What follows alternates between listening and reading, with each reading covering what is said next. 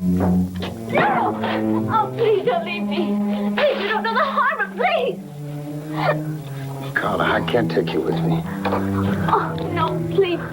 You need me, you'll get caught. Maybe I will, but they won't hurt you. I want them to find you here safe. Gimbal!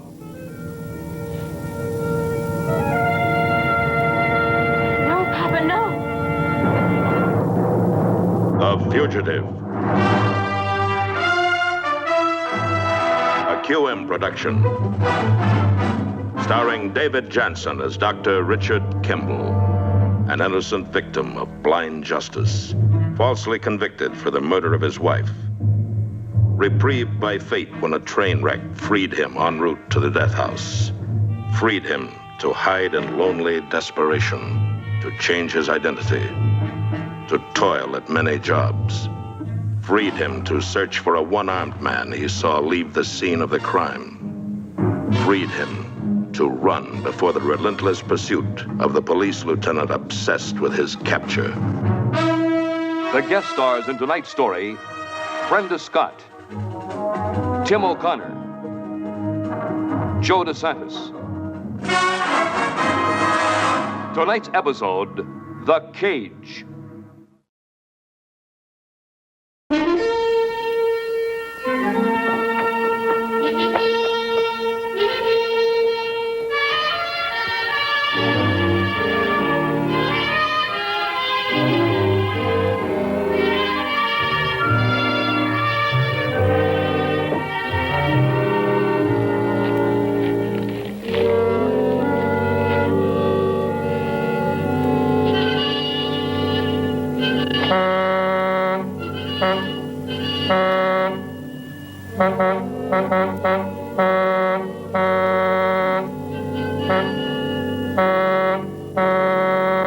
Hey, Tonito, what's the horn for? Tuna's running. Just heard it on the radio. Hey, Tuna! The tuna is running! You hear that?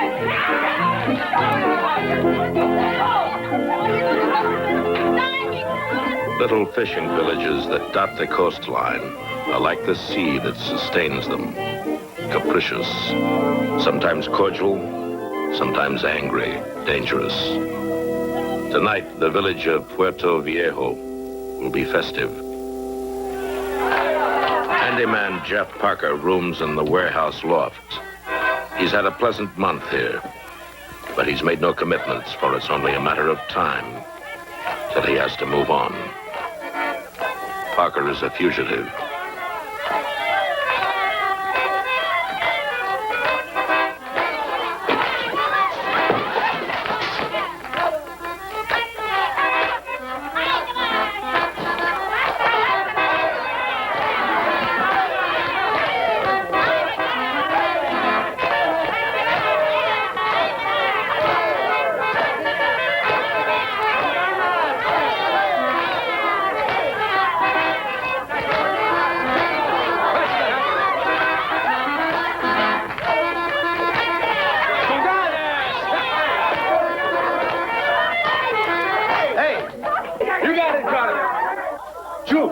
Make a choice.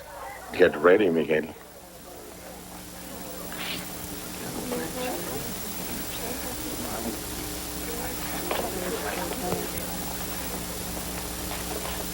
Get back, everybody. You got him good, Carla. Dance. Dance with her, Jeff. You get a kiss. Hey. Well, I don't know how it goes. I can show you. All right, what do I do? Push your fingers on my shoulders.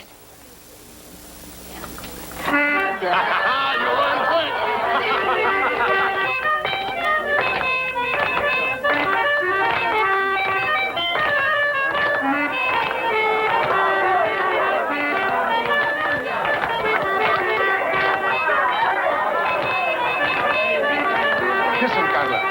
Kiss him.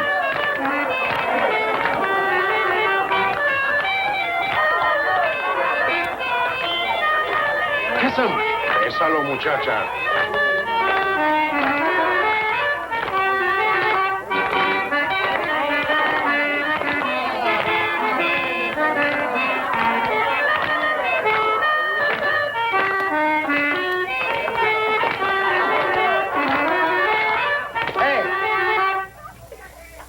I'm happy to see my people having a fiesta all night long.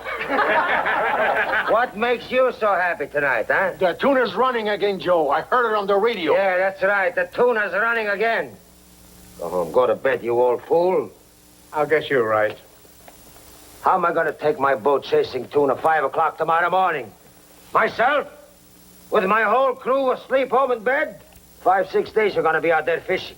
You want to stay up all night? Stay up catching fish. You want to celebrate? Okay. But I'll tell you when. Now go home.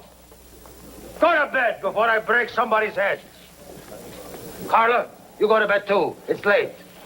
No, Pop, it's not late.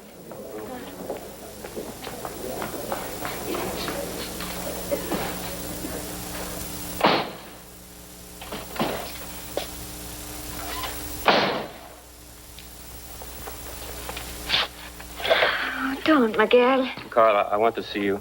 Stop bothering me. No, I want to talk to you right now. Leave me alone, Miguel. You listen to what I have to say. Now, why is it for the first time you did not choose me at the dance tonight? Have I changed? Is there something different about me? I wait this whole night for you to get the scarf so that you will choose me. Why is it you don't?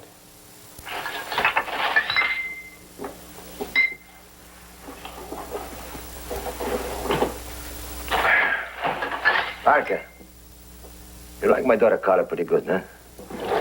She's a beautiful girl, Joe. She's only just 15 years old. No mama to watch out for her. She does need a woman's advice. Get up, Parker. I never want to make trouble for you. But I got the state prison in one direction. The border that way. Smugglers off the coast. Well, lots of kind of guys come to Puerto Viejo, same like you. Now, mostly I say to them, anda, move on. You I trust. I put you to work. Sure, sometimes I see you get nervous when the sheriff patrol comes around, but that's okay with me. I trust you. But I'm not stupid. Understand, Parker? If you trust me, Joe, why do you bring it up? You're a good man. You do your job. But don't chase after my Carla. Have you seen me chasing? You smile at her. You talk to her. You make it easy. She come to you. Tonight I see with my own eyes. Huh? You gonna deny? She asked me to dance, Joe. You gonna blame it on the girl? No blame, no denial. Is that clear? Now, Parker, don't chase after my Carla. You come around one more time, I'm gonna shove this down your throat.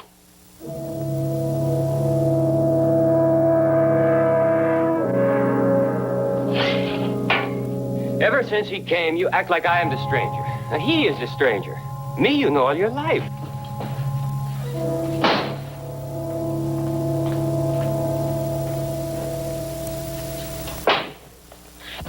Miguel, go away and stop acting like some silly little kid or something. If you don't, I'll just scream. Oh.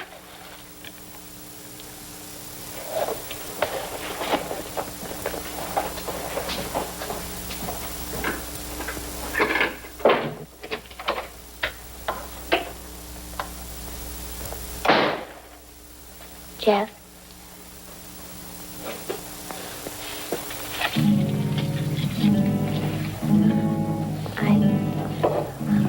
I wanted to say how sorry I am about the way everything happened out there in front of everybody and everything. And I'm sorry we didn't get to finish our dance. Well, I didn't get a chance to thank you for asking me. You gave me a chance to join in the fun. And my father just bursting in like that, honestly. It's ridiculous. I mean, he has a big responsibility.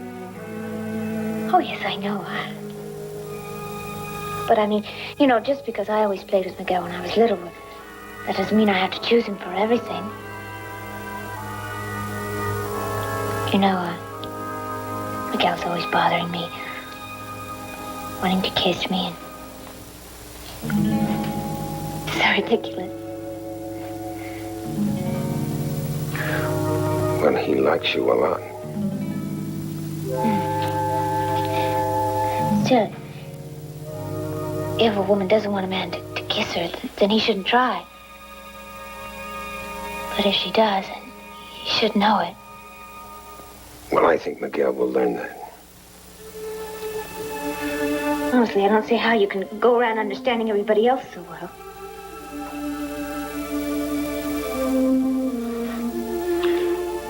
Carla, I want to walk you home. We'll have a talk. See, I'm going to leave Puerto Viejo tonight. Leave? Look, Carla, I What want did you my father say to you? It has nothing to do with your father. I am leaving because of something that happened a long time ago.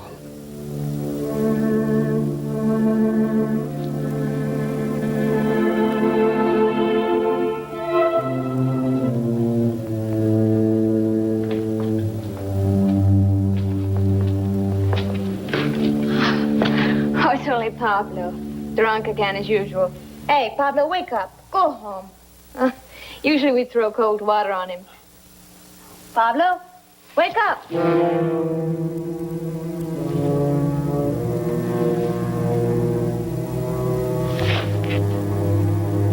Is he sick? Carla, tell your father to meet me at Pablo's shack. Come on.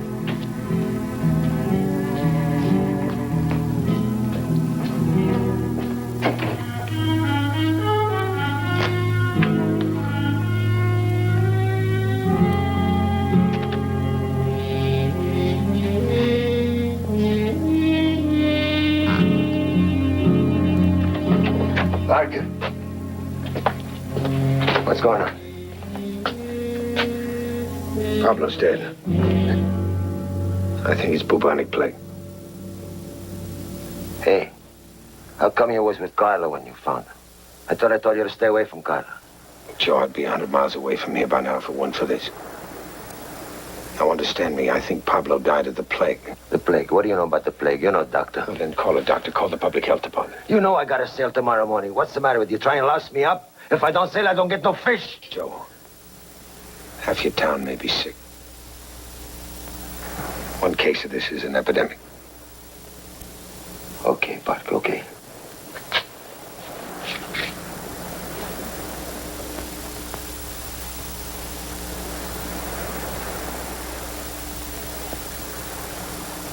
Crazy, drunken fool. If I told you once, I told you 100 times. Now look, Parker. If I call the public health, they're gonna say one word. Quarantine. I gotta stay. You gotta stay.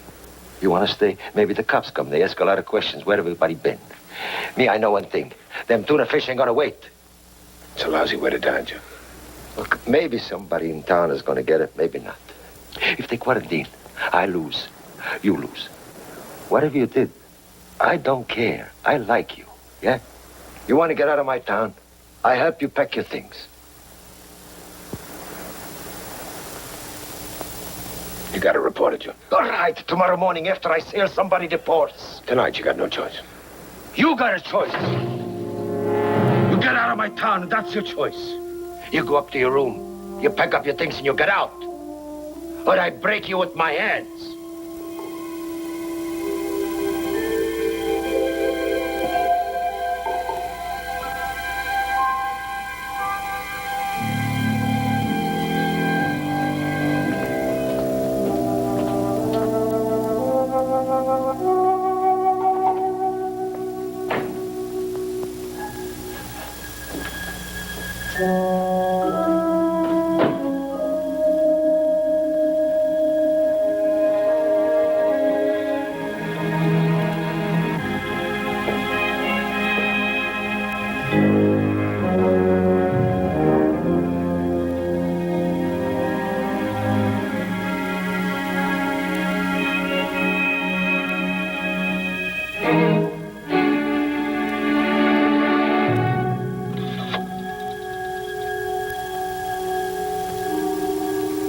Operator, give me the nearest office of the Public Health Service, please.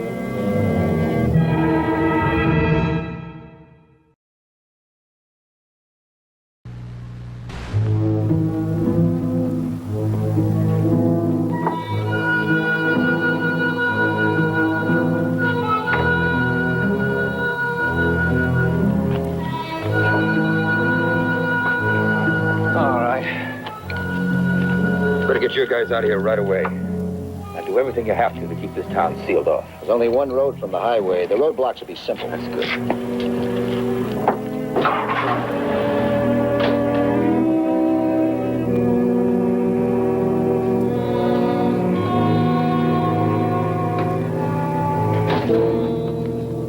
What are you people? What are you trying to do here, huh? Good morning. We're from public health. We're quarantining your town. Jeff Parker. That scum.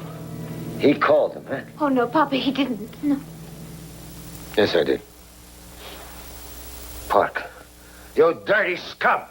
I told you to get out of my town. Now, look, I'm going to sail my boat and I'm going to kill somebody. Now, you get out of here, Parker. You get out of my town. What are you getting hacked at this man for? He saved your town. Now, look, you tell your men to get away from my boat.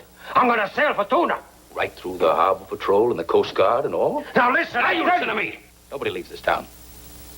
Not in any way or for any reason for the next 7 days. If you try to lock you up.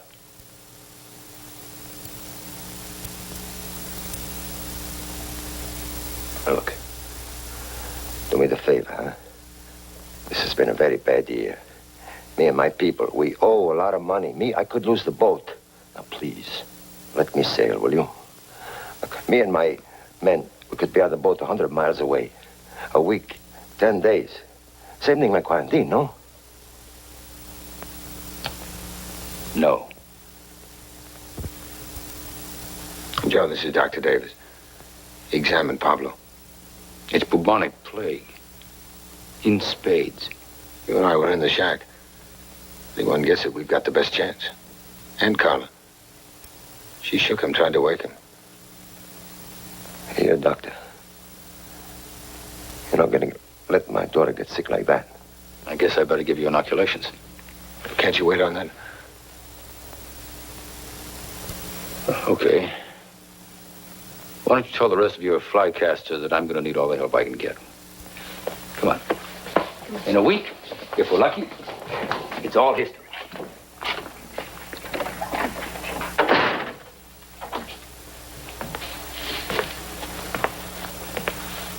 Are you opposed to inoculations?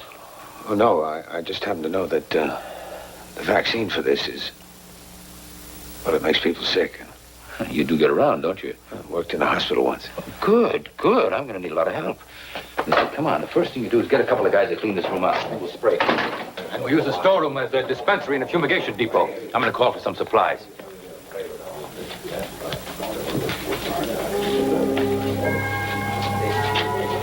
Now, you had better be careful. You keep hanging around him, there's going to be trouble.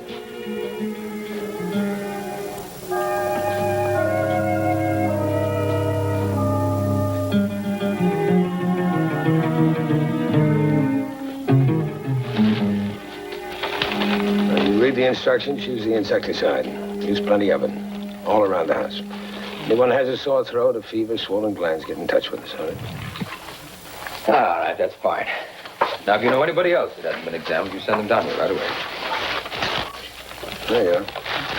You read the instructions, use the insecticide around the house. Use plenty of it. Anyone has a sore throat, swollen glands, doesn't feel well, you get in touch with us, all right? Tell the children to use the soap. Fine. Dr. Davis says rest is the most important thing. I haven't seen you stop in 3 whole days. Well, you ought to practice what you preach, young lady. Papa says you're afraid of something. Are you? Well, everybody's afraid of something. But you didn't leave. You stayed in Pablo's shack so that nobody could get in. It turned out to be a wasted effort. Nobody tried. Still, if you should get it because of that, then it would be like you're really not afraid of anything. Carla, men are not supposed to be afraid. I know. But you know, doctors, they're really not. They're not afraid of anything. Even if I should get it. I'm not afraid you have it, honey. Oh, no. No, but if I should, I wouldn't be afraid. Because you'd be there, wouldn't you?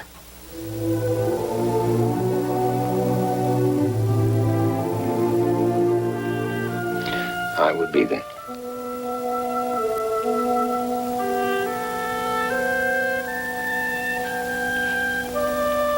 Yeah, drink your coffee. Yes, ma'am.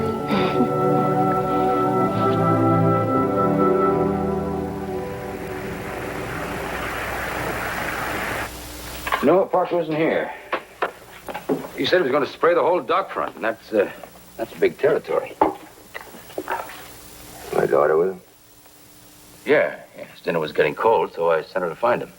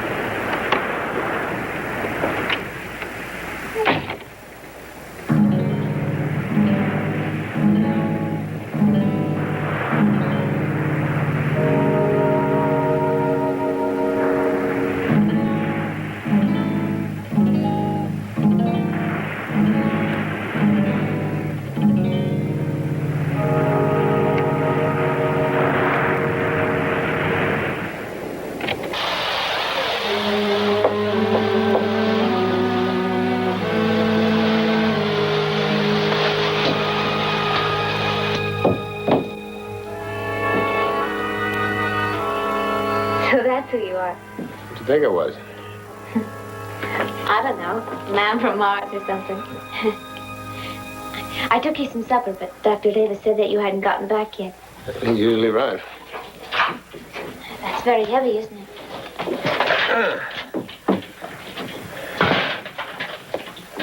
It was a lot heavier a couple of days ago. I'm getting used to it now. Hey. What? Let's go for a boat ride. All you do is slide it down the bank. It's Tonio's. Tonio does it all the time by himself. But not under quarantine. Well, that's almost over. Come on.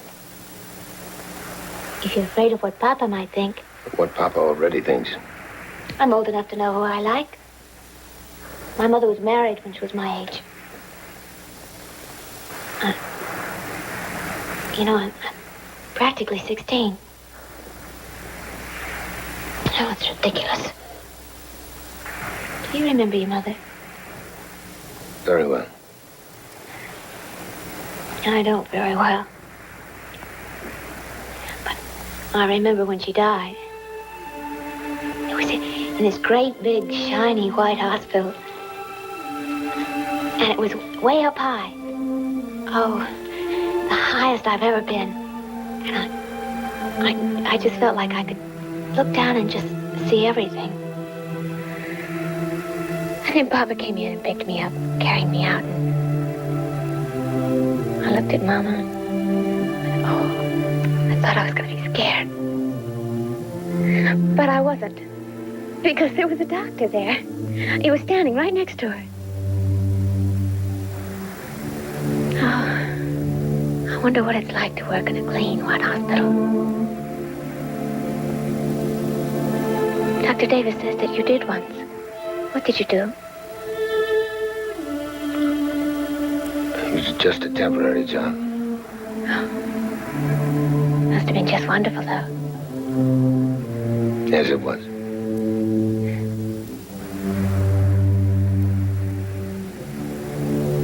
Hey, wouldn't it be wonderful if I could be a nurse and you could be a doctor and we could go around to all the little dirty towns like Puerto Viejo and wherever people needed us and I could wear a white dress and you wouldn't even really have to be in love with me or anything.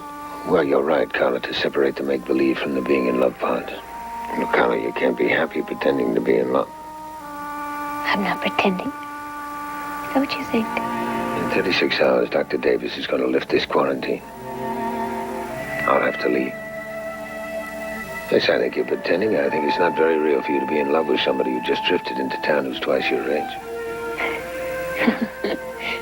Big lecture. Just because you're afraid I want you to kiss me. Okay. sorry.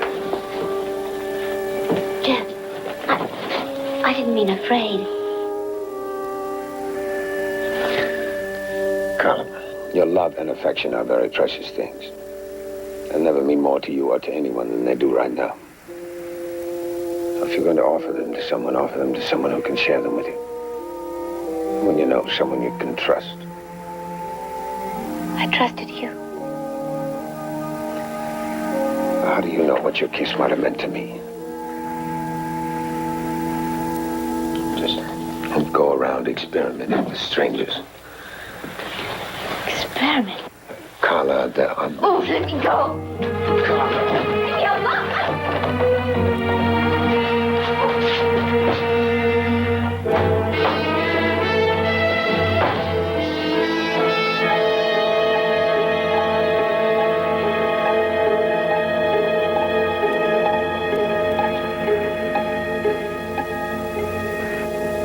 No, we looked there. I don't know. Listen, thank you. Thank you. Goodbye.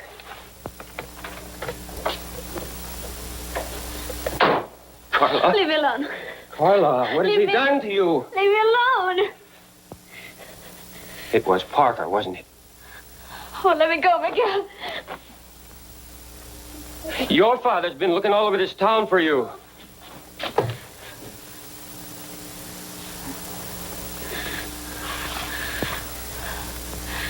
So are you going to leave it all up to my father, Miguel? Or what? I'm supposed to be your girl, Miguel. Oh, yes, you're supposed to be, but you're always with him. So why couldn't you be a man and stop him? Well, I didn't think anything really was going to happen. Well, it did.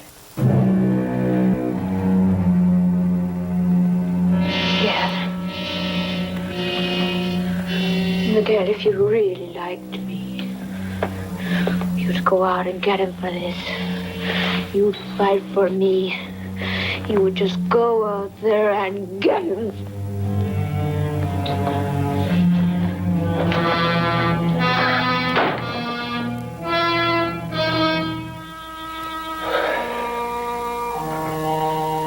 I will, Carla. I will. Joe? Joe, it's Carla. What? What? Well, she's here. You see, it happened. Parker.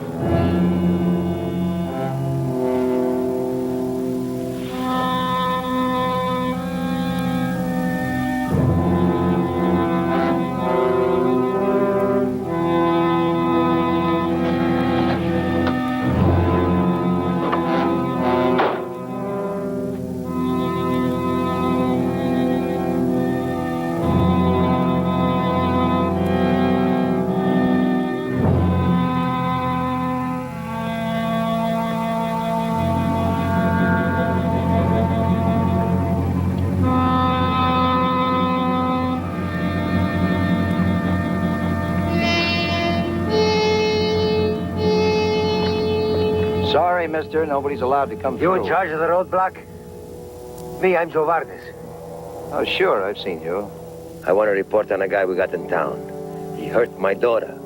Who is it? He goes by the name of Jeff Parker. But I don't know. I think he's some kind of a crook trying to hide from the cops.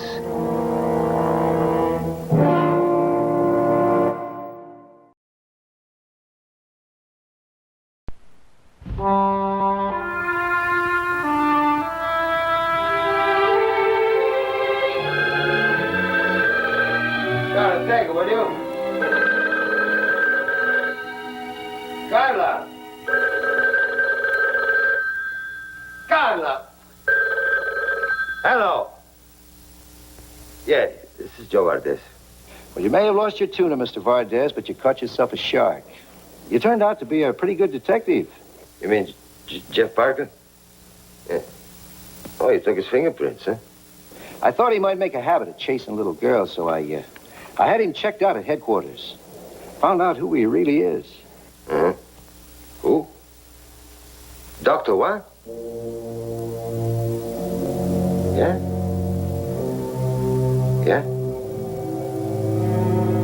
Yeah, okay. Jeff Parker. He's a doctor. Doctor? Yeah, all the time. He's a doctor. Kimball.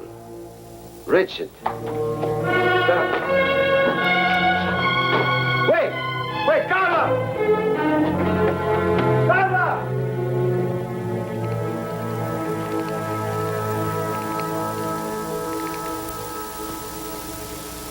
$5:00.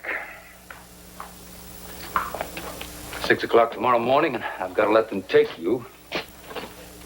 That's when the quarantine is over. 13 hours and you've had it, Doctor. Oh, what is that, Doctor? Some kind of a needle? You have a very Freudian personality.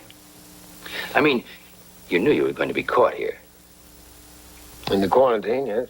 Now, I would have been long gone. I don't think you would, Doctor. If I knew I'd killed somebody? That's an interesting puzzle. Is he trying to atone for taking a life by saving others? Or is he proven innocent by innocent faith and outcome? What kind of grades did you get in abnormal psych? Yes? Carla! You stay away from him! Let me go! Let me go! On here. Hold on, Carla. lady. Jeff, I'm sorry. It's all my fault. I'm sorry. That's all right, Carla. I didn't know. I didn't know. Now, you listen to me, Carla. Valdez. You shut your face. Now, listen to me. Okay, mister. You tell my daughter. He's a murderer. He's dangerous, Carla. He is not. Papa. Papa, he never touched me. He never... But Miguel told me. I lied to Miguel to get even. Whether he did anything to you or not, miss, won't change anything. He is a murderer.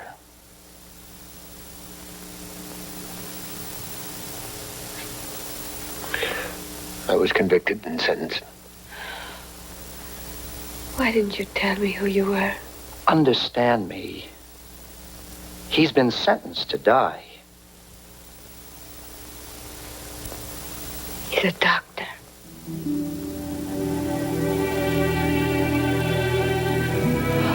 Please. Please, don't you see? He never touched me. He was good to me. He was kind to me.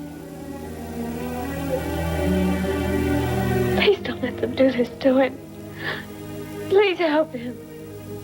Carla, nothing can happen to him while he's under the quarantine. But after 6:00 in the morning, I have no more authority over him or anyone else. Please. Please help him. Well, Carla, there's nothing he can do. He's a doctor. You're a doctor. You're both doctors.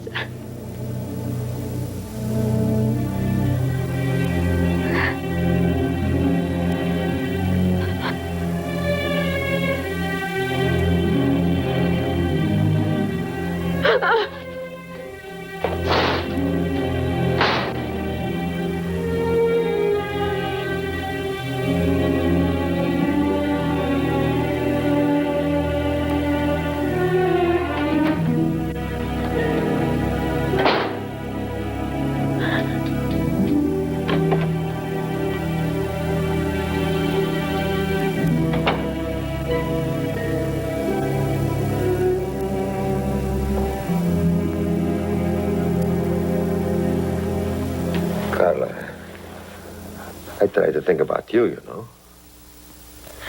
No, Papa. You were scared to face him yourself. Me scared? I could kill that man with my 2 hands. That's why I go for the cops. I don't want to kill nobody. You did, Papa. You did. No, Carla, I just... Miguel ran to you. You ran to the cops. It's the same thing. Scared. What's the matter? You talk to your father like that? You're sick or something? Carla.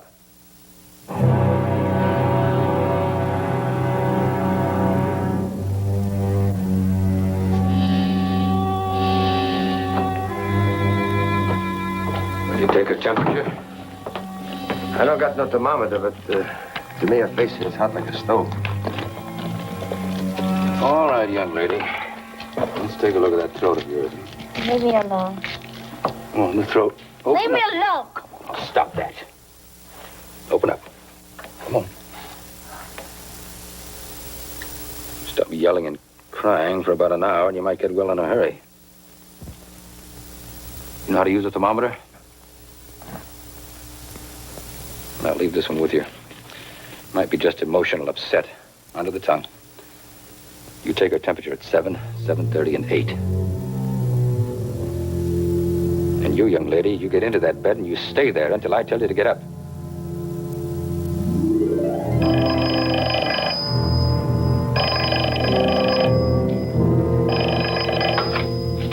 Yo, Davis. I took a temperature again. It's higher up. My daughter's scared, Doc, and maybe me too. Papa.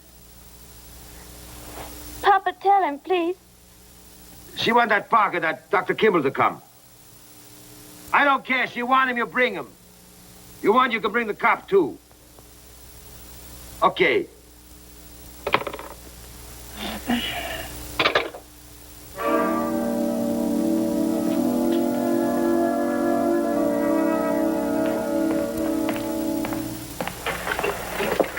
How is she? It's hard to tell.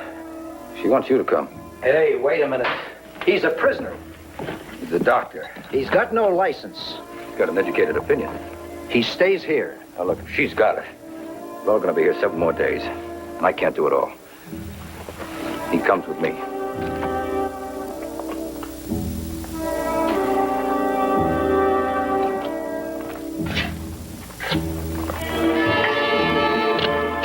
All right, get on your feet.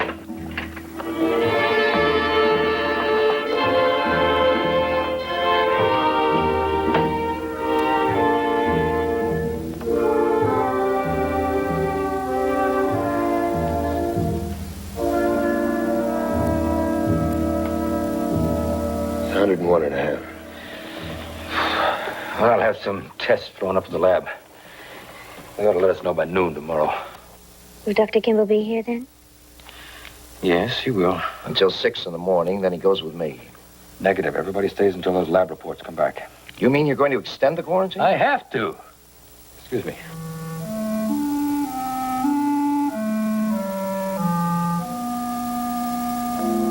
Will you have to examine me again?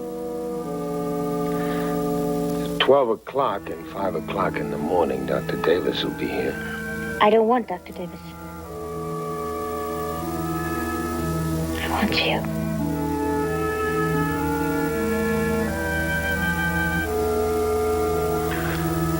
Well, Carla, I'll come if they let me. You get some sleep. Don't worry, everything will be fine.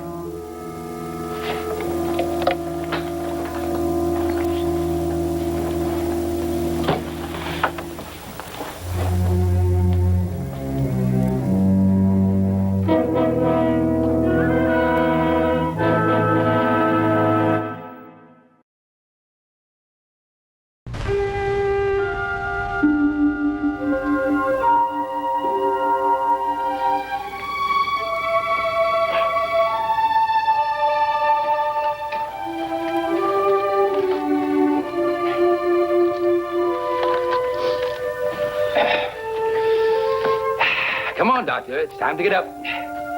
Time to hit the good old deck.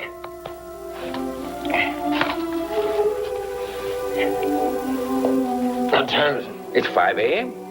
So be about. Cheer up. It's time to do good in the world. Unlock him. Take him down to see his patient. He'd say she had it even if she hasn't. Keep him out of the death house 7 more days. That's ridiculous. The lab report will be here by noon. If she hasn't got it, we'll know. Come on, you.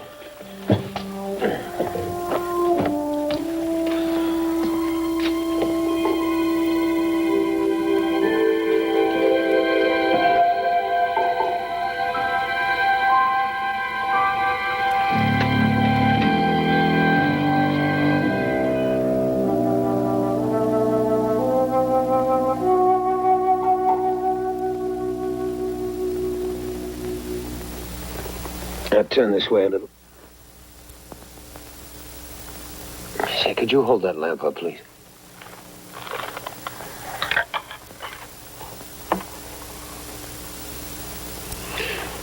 All right. You can turn the lamp on.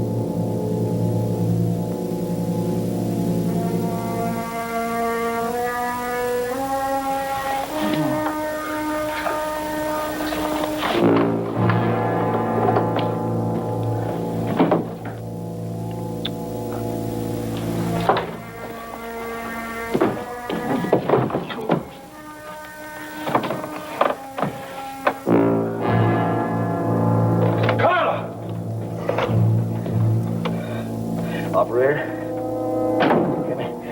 Come in the sheriff's office.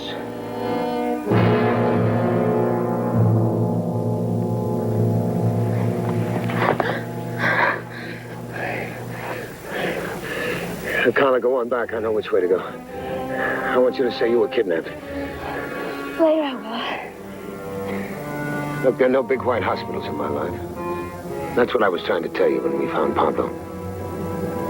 There's nothing to share with anyone. No. No, you have to hurt me to make me leave you now.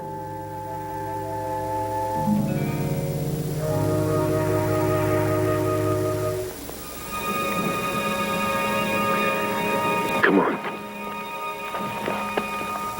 Look in every building. Remember, he's got the cop's gun.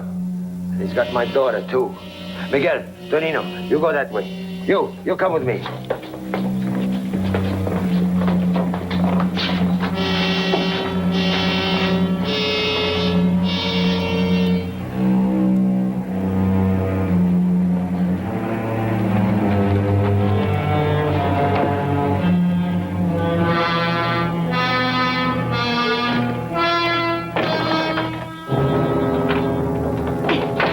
It's locked with a chain.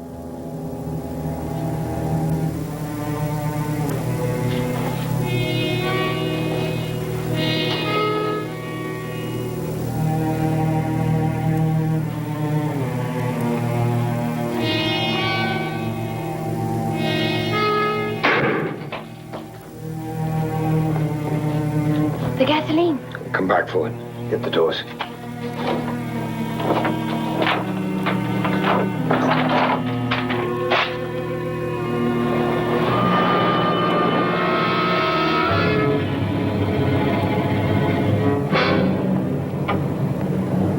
Miguel, what'd you find? Nothing. How about the beach? The garage where you store your boat? No. Martes went down there to look. Let's try the sand dunes.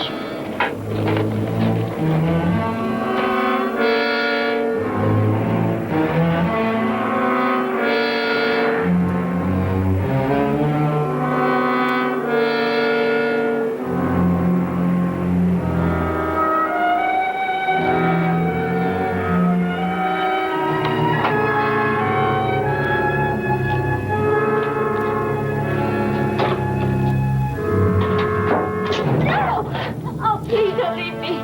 Please, you don't know the harbor, please. Carla, I can't take you with me.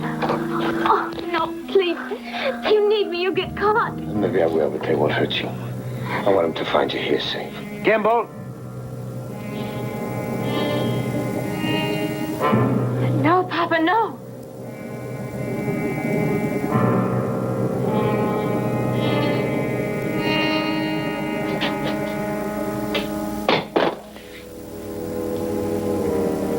You got the key?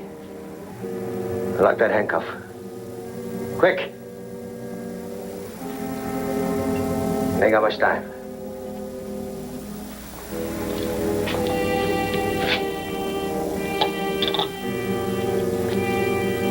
Joe, If you think I ever hurt you, darling, then shoot me. Papa, please. Papa, he didn't do anything. Let him go. Please.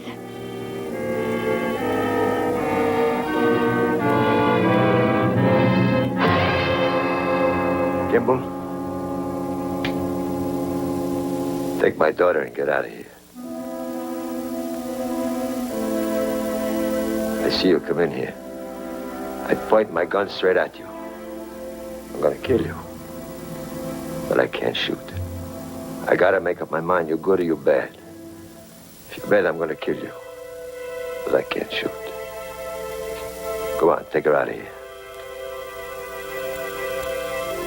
I don't want to run like this, Carla. Away from Puerto Viejo? Yeah. Give her a chance someplace in the world. She'll fight for you. She'll lie for you. Just like her mama did for me. She love you that much. Take that chance. She don't belong to me no more.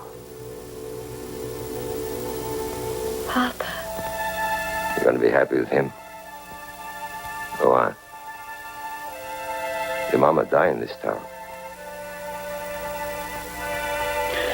Carla, I couldn't have come this far without you. I have to go on alone.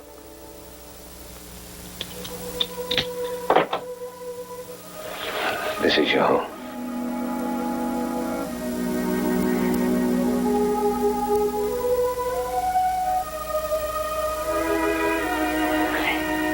I want my kiss.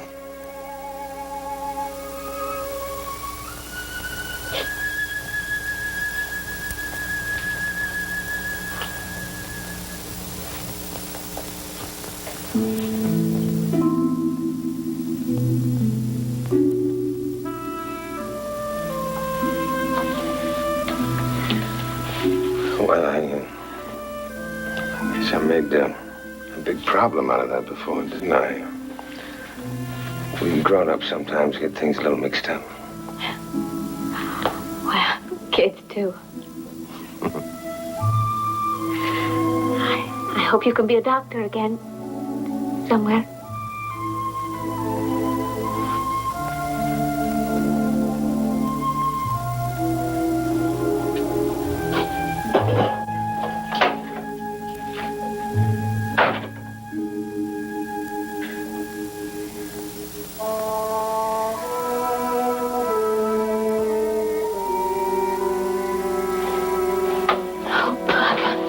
I love you.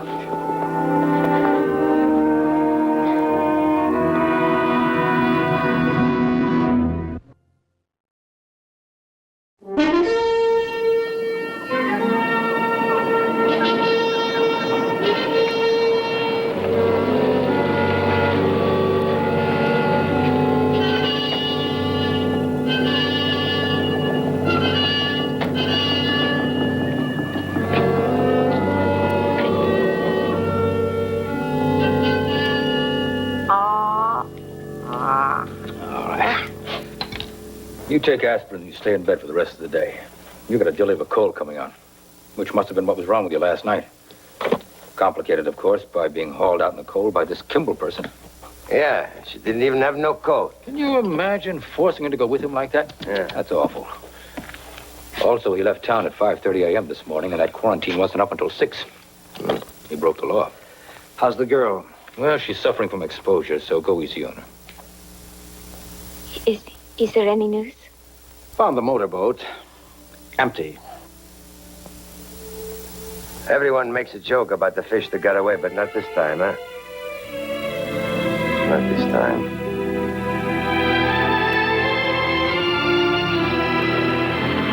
Somewhere far ahead in the distance and time lies a harbor of many names. Safety, love, security, peace. Meantime, the only haven for Richard Kimball is the freedom to move and remain a fugitive.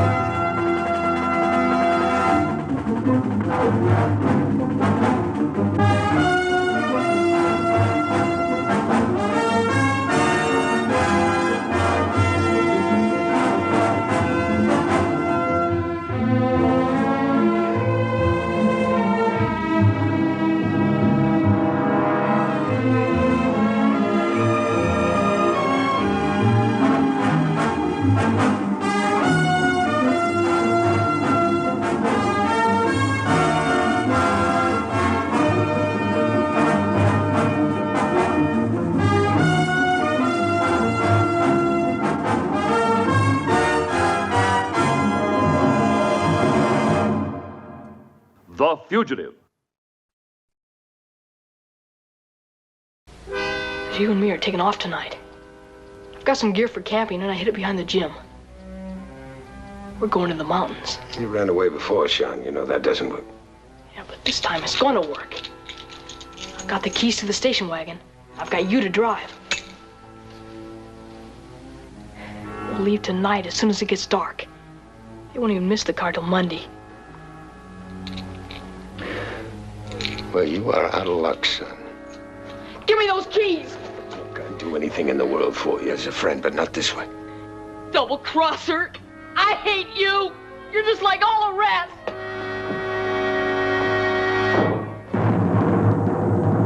The Fugitive. A QM production. Starring David Jansen as Dr. Richard Kimball, an innocent victim of blind justice, falsely convicted for the murder of his wife. Reprieved by fate when a train wreck freed him en route to the death house. Freed him to hide in lonely desperation, to change his identity, to toil at many jobs. Freed him to search for a one-armed man he saw leave the scene of the crime. Freed him to run before the relentless pursuit of the police lieutenant obsessed with his capture. The guest stars in tonight's story, Edward Binns, Brett Summers. Tonight's episode, Cry Uncle.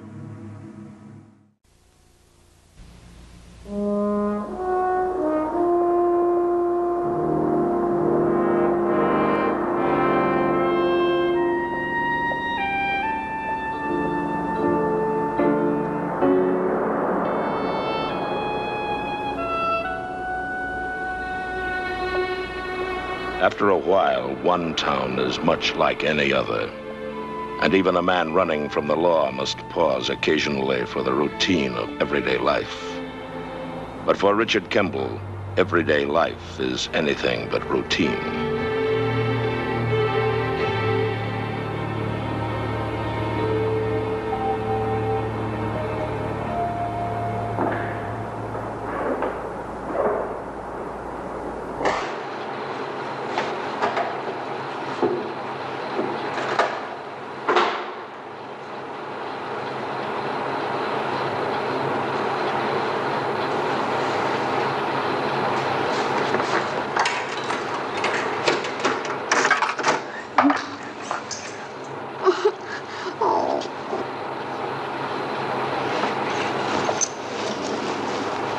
Hey.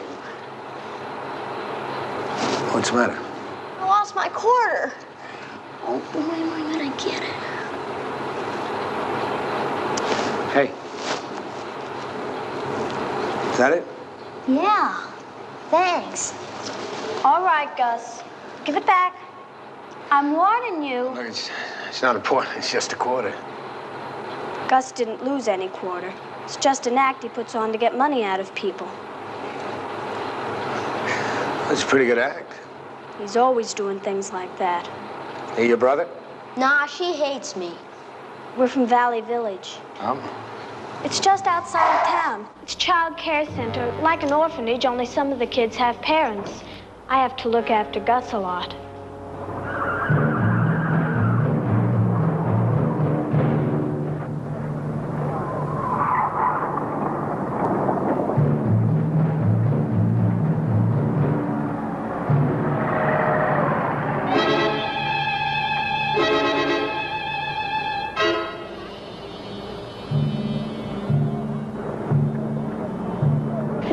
What's going on? I don't know. It's market. They held up the market.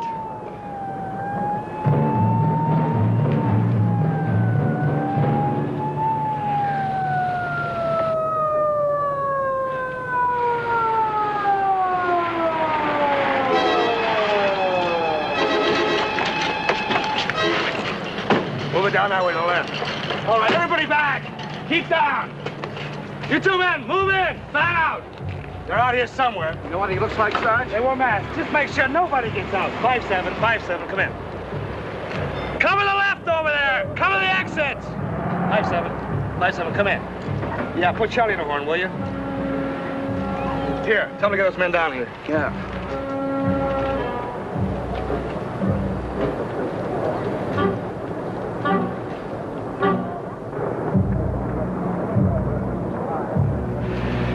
Well, as far as we can tell, 3 of them. They're dangerous, so be careful. Was somebody really shot? Yeah, the assistant manager of the market was wounded. My partner, Ray Weatherby, he's dead. Oh, I'm sorry. Well, we're covering every road. State police are sending men. We're putting a copter in the air in case they try climbing out of the valley. We'll run them down. Run them down good and proper. I hope so. Well, kids, get in the car.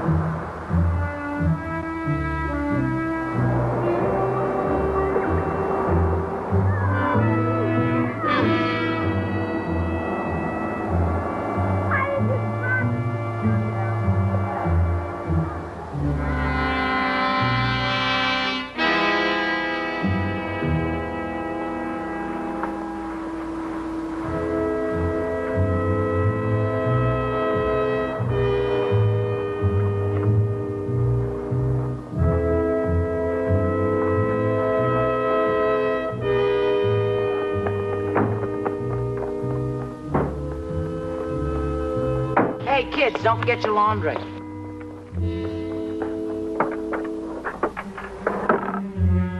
Here, and don't drop it in the dirt. Whose shoe is...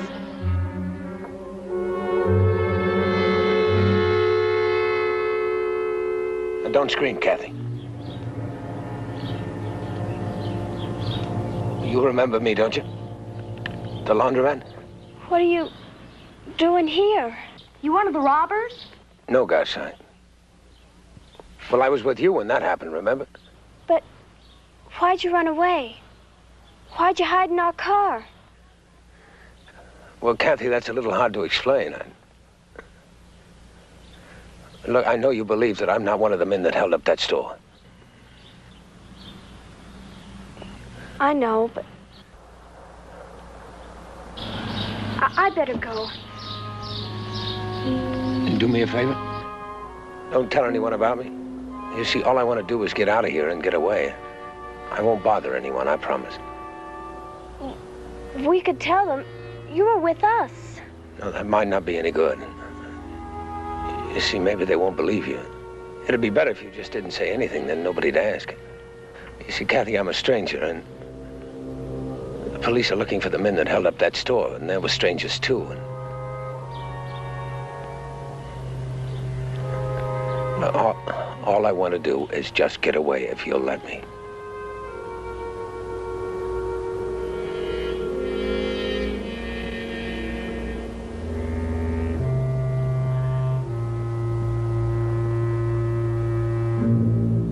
Thank you.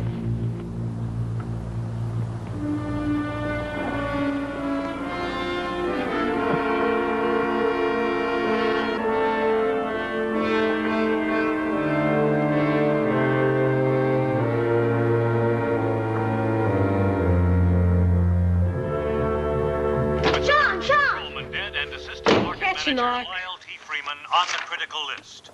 A cordon of armed men has completely encircled the Central Valley. We were right near the market. I could hear the shots. Pow, pow! And then this stranger hid in the back of the car. What stranger? Come on, I'll show you.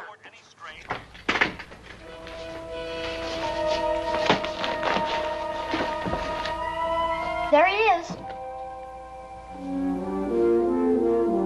Is he one of the robbers? Nah, he's just scared, Sean. He just wants to get away. From the cops? I guess. Hey, we're not the cops. He shouldn't be scared of us. Maybe we can use him.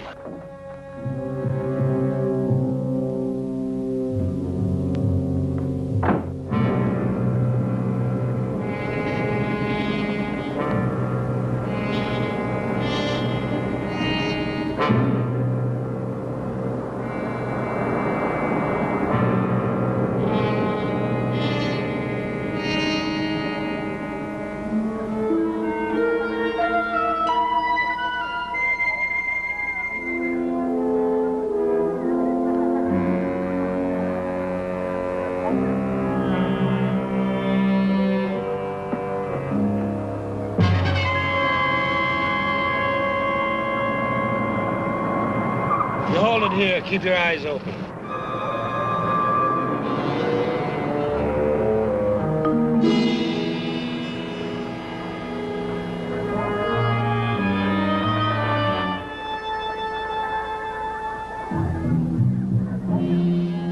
Come on, I know where you can hide. Who are you? Gus told me now. Come on.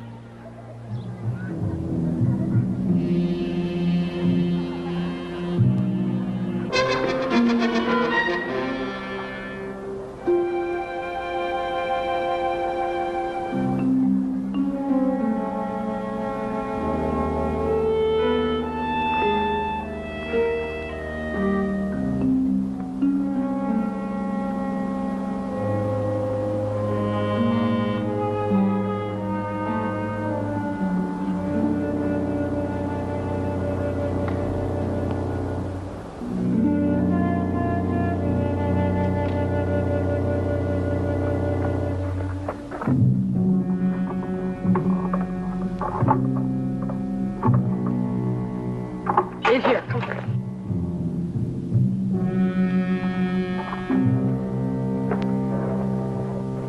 They always keep this locked so nobody will be around.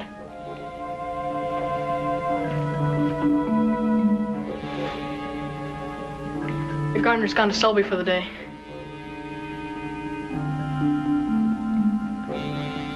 Thank you. For what? Helping me. Don't worry about it, mister. You'll be helping me.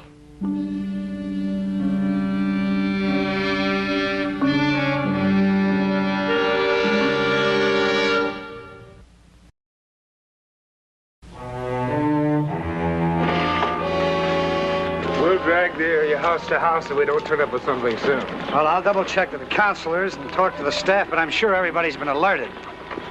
Try and keep the kids out of town. I'd hate to see any of them in the way in case of trouble. All right. I'll do what I can.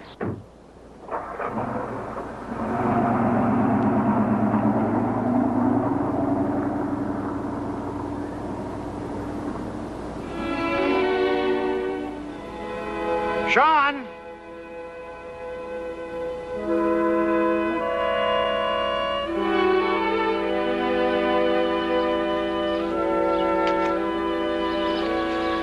Sean. I've been looking for you all morning. I've been around.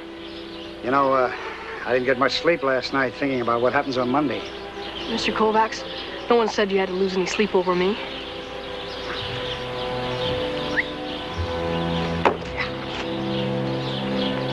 Look, Sean, you're not just another number on a chart around here. You are the only one you can spoil things for. I'll be okay. You know, they're going to call you before that committee on Monday. Who cares? I do. And I want you to. And that's what they'll want, to see that you really care about something. Now, you're wanted here, Sean. But if you don't want to stay, all you have to do is face them the way you're facing me now. You show them defiance and scorn just one more time, and they're going to send you to Big S. Because that's the only thing they can decide. You must be pretty sick, you know that? Doing this job just so you can be a big man around a bunch of little kids.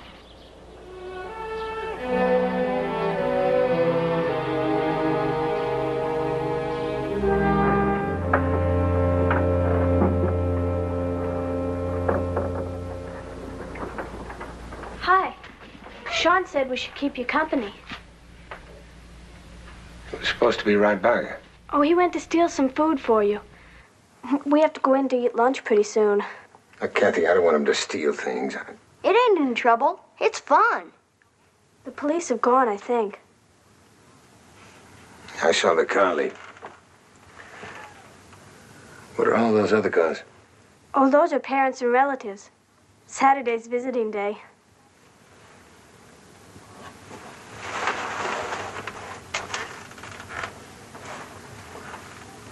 How long are you gonna stay? Till it gets dark?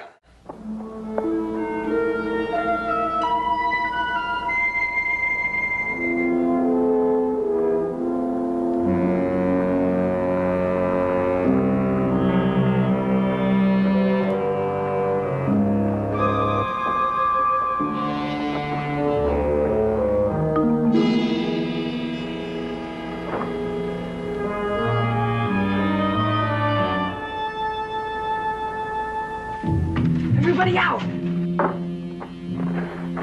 Gardner's back. Sean, what do we do? Head him off. Just keep him busy so we can get out of here. Come on.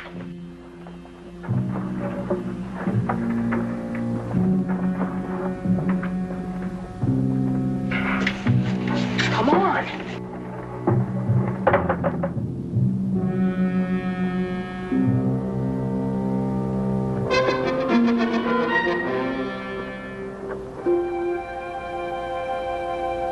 Hi, Constantine. Hey, what kind of plants are these anyway? What kind of tools are these? Hey, boy, I like the color of that sack there. I wonder why they didn't paint that door over there yellow instead of green. I think it'd look better. Where are we going? My room. There's already been an inspection. You'll be safe there until tonight. Look, I better take my chances and go now. Look, you won't get as far as the gate. I'll call you when you start coming.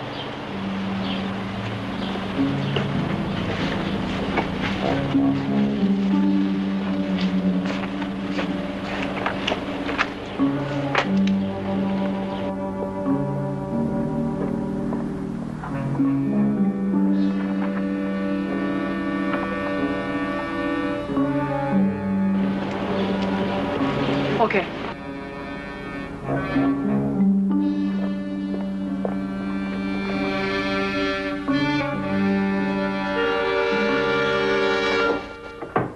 Sean. Well, who's your friend? My Uncle Pat. Miss Edmonds. Oh, this is quite a surprise. Well, I thought I'd pay Sean a visit. She's my house mother. Sean has mentioned you. A bit incredibly, but, I'd like to have a talk with you before you leave. Is it all right if I show him around in my room? Well, you can do anything you want on visiting day, Sean. But it's lunchtime. Why don't you ask your uncle to eat with us? Okay.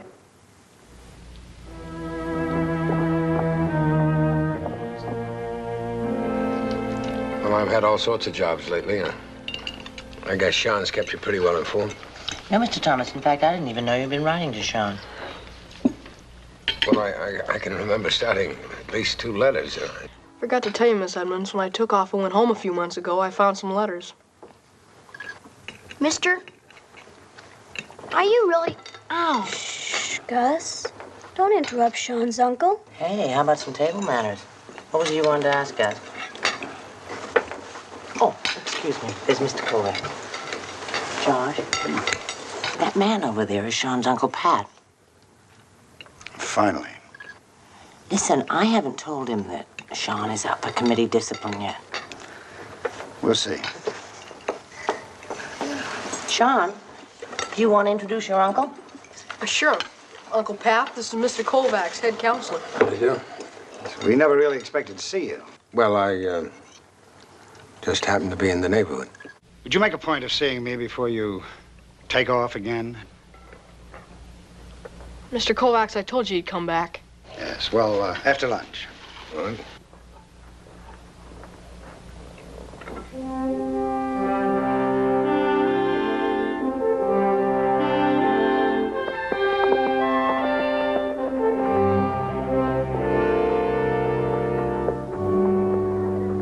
Is all you wanted to do, just take a walk, show me the grounds?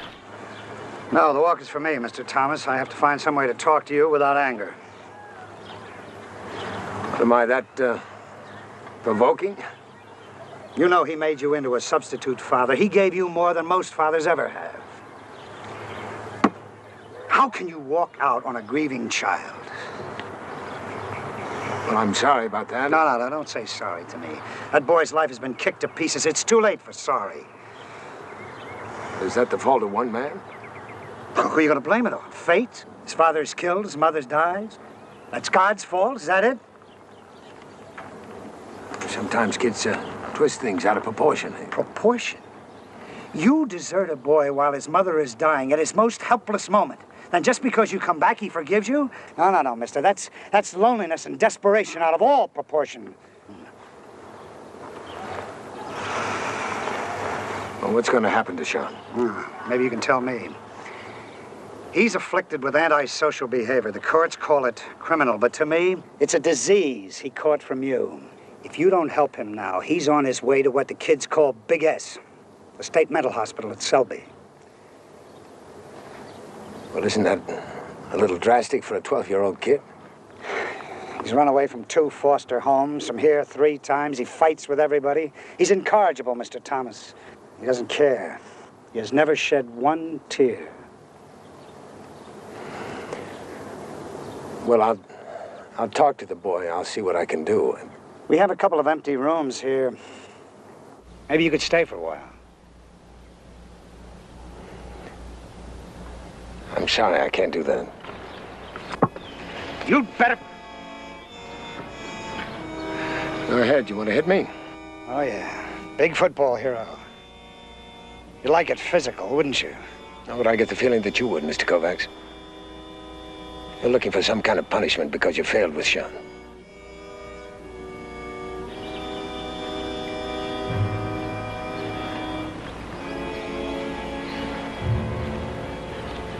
You know, all of a sudden I get the impression you're the intellectual type. That's your option.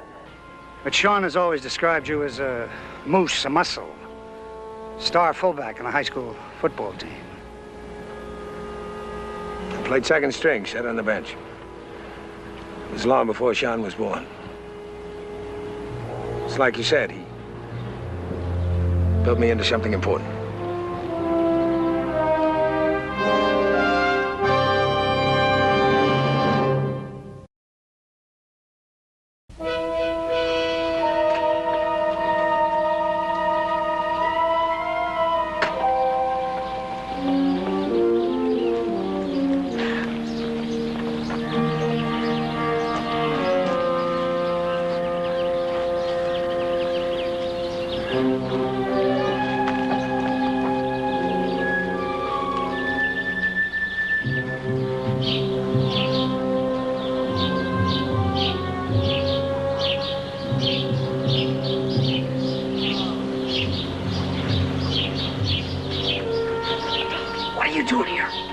Sean, I know what you're planning. How? Well, it's not like spying. If you get into any more trouble, they'll send you away for sure. I heard Miss Edmonds and one of the doctors talking. You better not tell anybody, you understand? I wouldn't, ever. You know how we were gonna go steady. Yeah, I know. Sean, if you have to go, take me. You're all right here, but moving around you'd just be a drag. Please, Sean. Bug off, will ya? Glenn, wait a minute. Is there something wrong? Josh? Yeah. 2 of the hold-up men were seen on the other side of town. Which means? There were 3 of them. That 3rd man could be in this area. I'm bringing some extra men down to this end of town. I want you people here to be extra careful.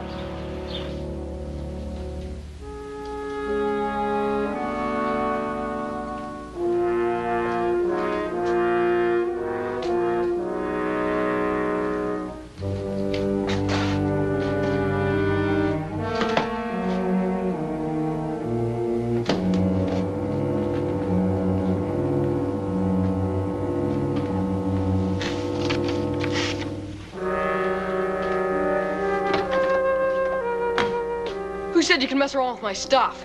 I said you could come in here, not mess around. I'm sorry. Hey, let me show you something real neat. See that great big lion over there protecting his family? Shut up, will you, Gus? I noticed that, Gus. Animals, mister, just animals. Hey, Sean, tell him about old Toby. Guy, that's a real neat story. Who's Toby? That's his dog. He ran away. Not from me, he didn't. What happened? And what do you care? They wouldn't let me bring him, so I sold him to an old man. He wouldn't stay, so he bit the old man. Drew blood, too. Well, a dog's loyalty sometimes depends on what you do for him. I fed him, that's all. Now, the old man fed him. But you gave him love. Baloney!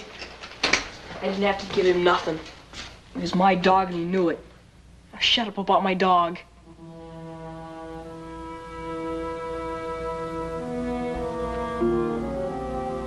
There's a cop outside, so you better stay here and do exactly what I say.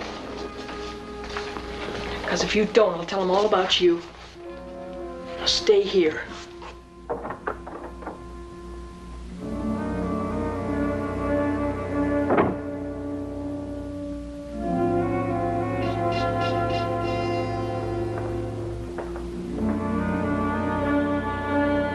Josh, why don't you get in? We'll take a look around.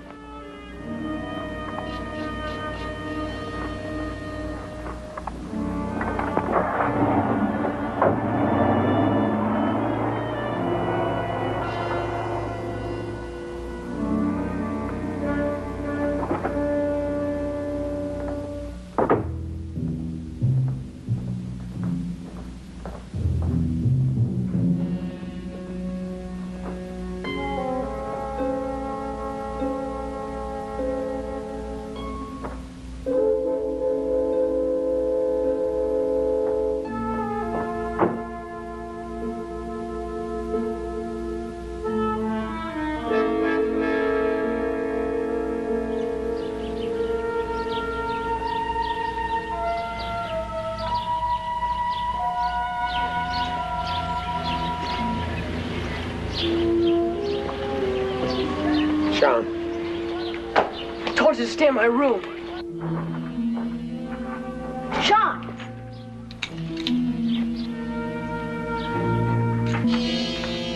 Gus, what are you doing in here? Sean? Mr. Thomas, would you come in here a minute, please?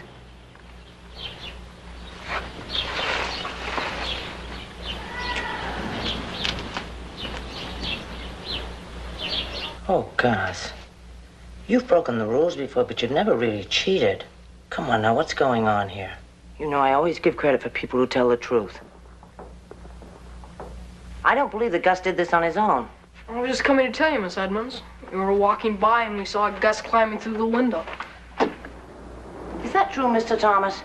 Oh, there's Mr. Kovacs and the policeman. Maybe somebody told him. Josh, may I see you a minute, please?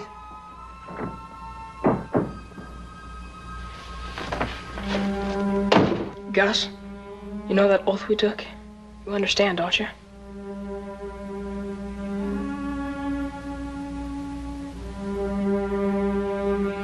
But Josh, I just can't believe this is Gus's fault. Now, Sean's beginning to involve other people, and he needs firm discipline now.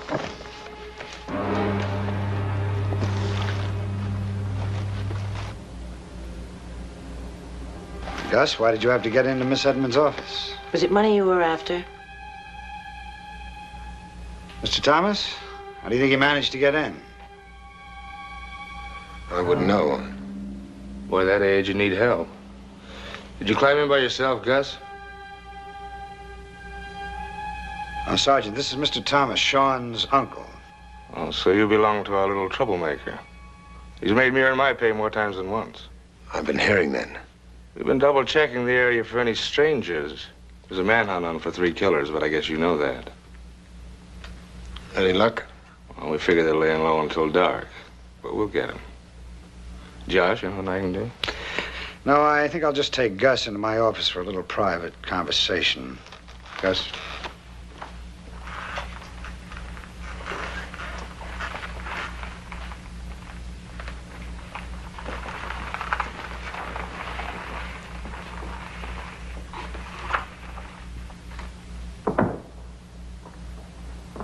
Don't worry. He won't squeal on you. Yes, but you would, wouldn't you? Yes, I would. I used to care about you, Sean, but it's hard to go on caring about someone so selfish. Miss Edmonds, I think... Mr. Thomas, I have 20 children to protect.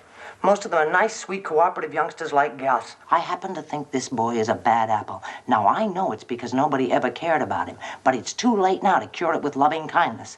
He needed firm, consistent discipline, and he never got it, not even here. Sean, I think the Big S is the only place for you, and I'm going to do my best to see that you go there.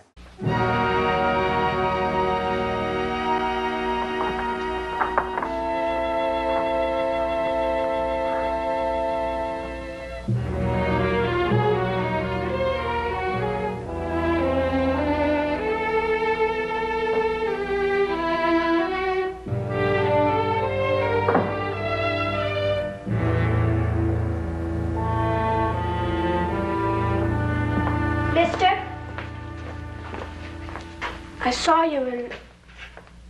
What's gonna happen to Sean? I don't know, Kathy. Kathy, you know I'm not Sean's uncle. And it's not going to be long before they realize that. I think I just better go. I know, I just... What Miss Edmonds said. That's where Sean belongs, big S.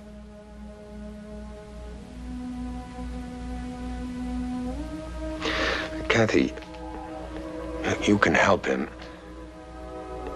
If you could just get him to tell the truth about what happened to Gus. He'd never listen to me. Anyhow, I don't care.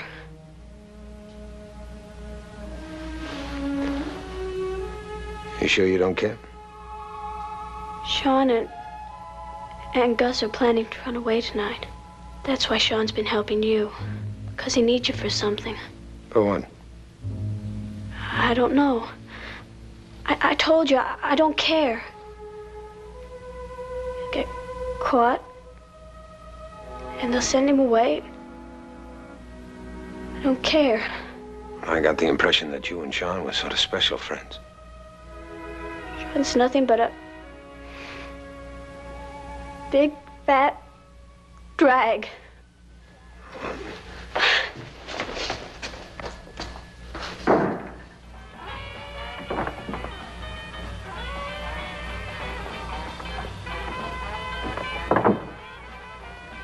Put the magazine down, Sean.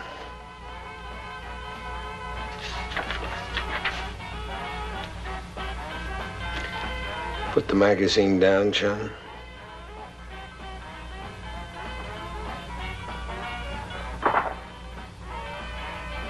Now pick it up and put it on that table. You're gonna get tough with me.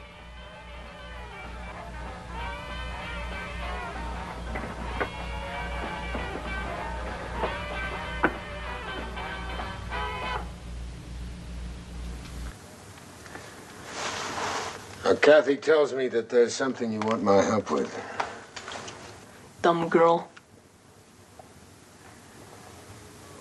If you want my help, you'll give me the respect and the courtesy to listen to me. I don't know how to respect you. You've done something wrong. You're on the run. Respect. Hey, Sean, I'm on the run. I was convicted of something I didn't do. The man who really committed the crime ran out on me. And you took the rap. It's a lot like what's happening to Gus right now. What am I, his father? I mean, he's gonna get another lecture, make another visit to the head shrinker. Anyhow, isn't that how it happens? The big guys sell out the little boys. You ought to know better than me. Listen, Sean, nothing's all one way. Go ahead and talk. But you're still gonna do what I say. Because you know I'll turn you in if you don't.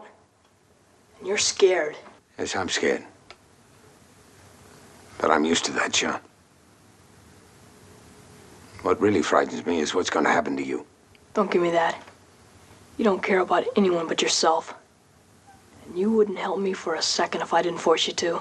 Maybe I would, maybe I wouldn't. You're never going to know that, are you? You know, helping kids used to be my profession. I was a pediatrician. A what? Doctor for children.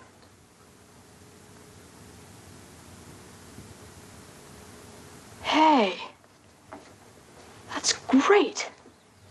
If I get sick or something, you're not kidding me now. No, I'm really a doctor. Well, if that isn't lucky. Because you and me are leaving tonight. I've got some gear for camping behind the gym. We're taking off to the mountains.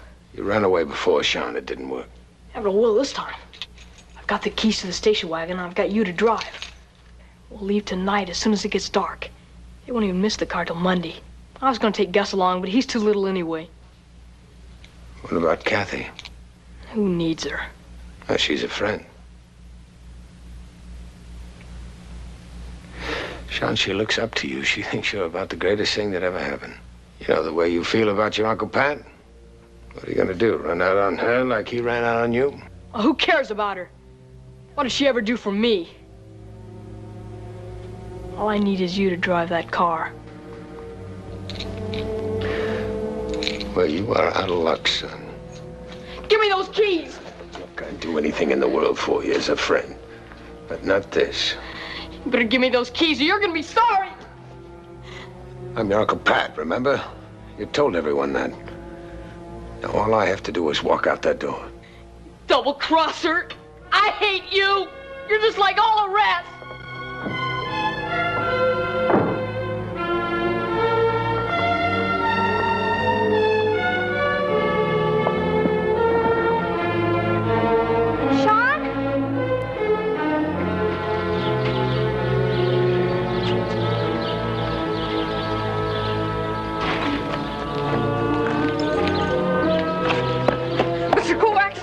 Sean, what's wrong?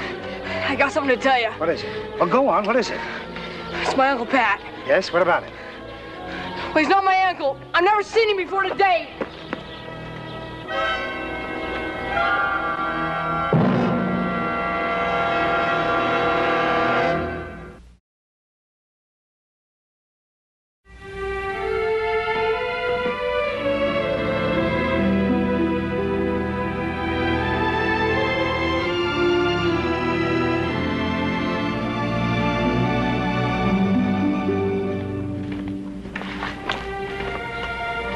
Have you seen Sean anyplace? He's gone. Where? I saw him climbing over the fence about 20 minutes ago. He's probably headed for town. If they catch him off grounds without permission, they'll... I know.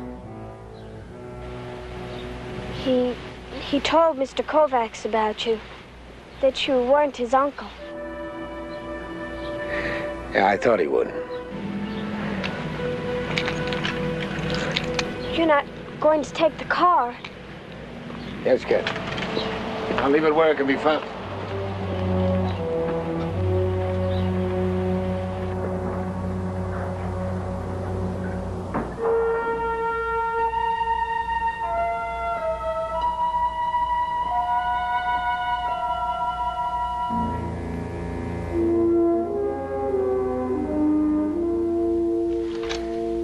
If you have any idea where he might have gone, Gus, you tell me, for his sake. I don't know, Mr. Kovacs. Honest. We made a pact. Kathy won't tell me anything, Josh, but the station wagon's gone. Kathy, dear. Now listen, I want both of you kids outside and don't go away. Come on, come on. For heaven's sakes, call the police. They didn't leave together, I'm sure of that. I'm not thinking about them. I'm thinking about you. Now, there's a proper thing to do. Now, do it before you ruin your career. That boy needs discipline, even if he doesn't need protection. Oh, please, please call the police. You're right. Your reasons are mostly wrong, but you're right.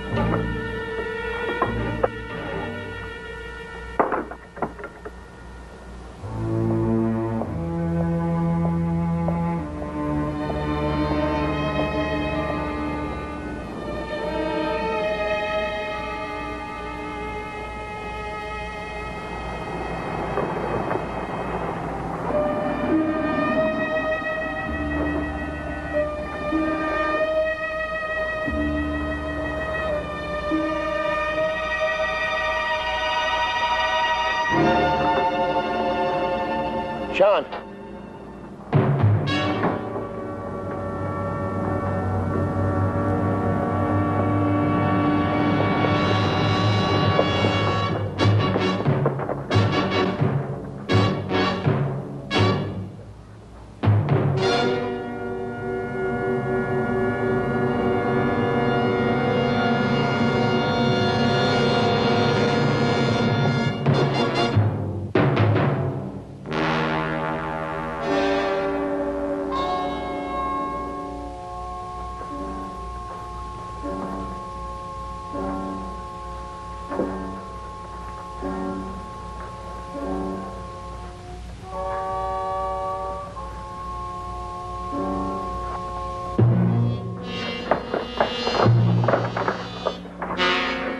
Stop fighting.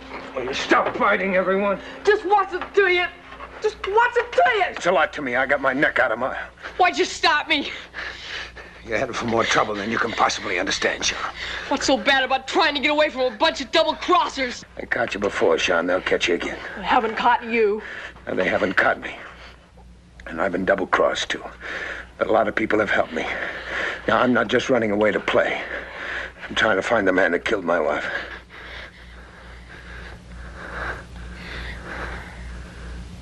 I'll bet they let you go to her funeral. Yes. Well, not me. Not my mom's or my dad's. They said I could, but then they said it was over. They said I was too young. Uncle Pat said wait until he got a drink and he'd buy me a new bicycle. What a bunch of double-crossers. Look, Sean, you can't blame people for dying. And if you go on blaming everyone for what your Uncle Pat did, you're never going to find out if anyone wants to be your friend. Okay. Let's say we are friends. If I stay with you, if you don't get caught, neither would I. I'll do this much for you.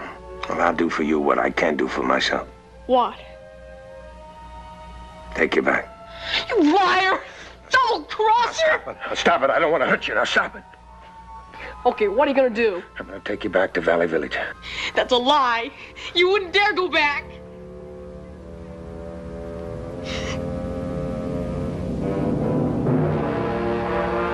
Come on.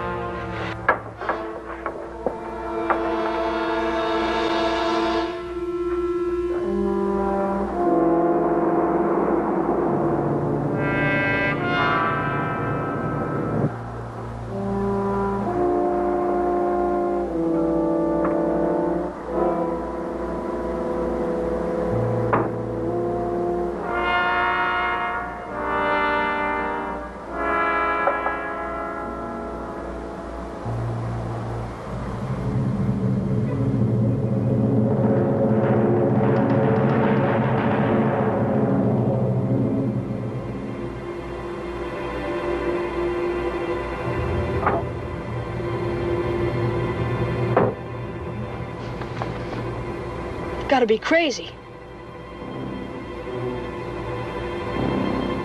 Now, Sean, you were right about me. I was like all the rest. And somebody's got to prove it to you, and not just with words.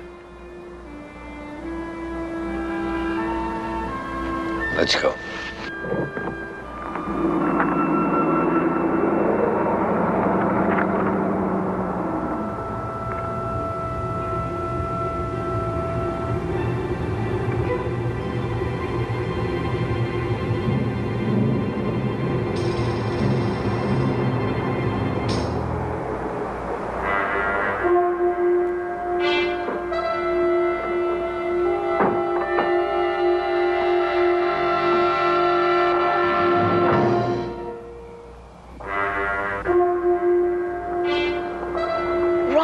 Make a run for it. It's too late for that now.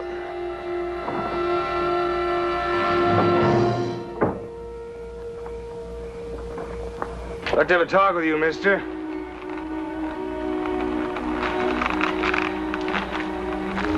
Go back to your room, Chef. Do it, Sean. We're going to take a little ride down to the station. Good luck on Monday. Uncle Let go, son. I won't let you. Here's my uncle. I lied. Hold it. Uncle Pat, no, please. Len, let him go. I thought you said you wanted him checked out. Oh, that call finally came through. I'm sorry, Mr. Thomas, but after what Sean said, I had to check you out. What about the car? He borrowed it to take his nephew for a ride into town.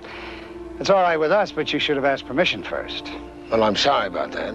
Everything's all right then? Yeah, it's fine. Well, I still got important things to do.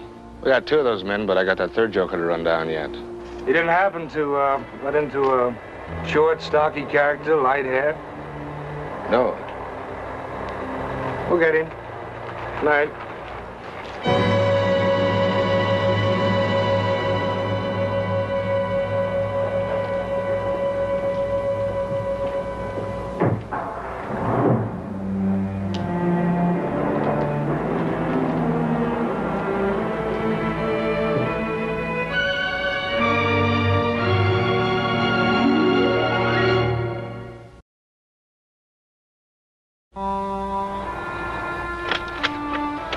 Kathy, Gus, come in here out of that night air. Mr. Thomas is not going to go off without saying goodbye to you. Uncle Pat, are you going to stay? Oh, Kathy. Mr. Kovacs, can he stay just till Monday? Monday? Well, yeah. If the committee calls me in, I feel like I'll need some help. Sean, does that mean you'd really like to stay with us? Well, I don't want to go to Big Ass. I think you'll find the committee pretty easy to talk to if you're sincere. Mr. Thomas. Come on, Kathy. Before you see, I never met this Uncle Pat, but before Sean came here, I checked him out. There was a string of arrests: drunk, assault, theft. And tonight, that call, he's serving a 3-year term at Joliet. I don't know who you are, and I guess I don't want to know. Thanks.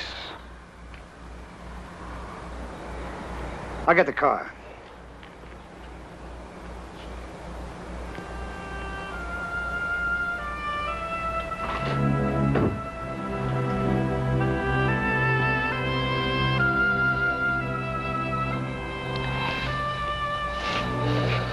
Goodbye, kids. I'm going to miss you. Me too.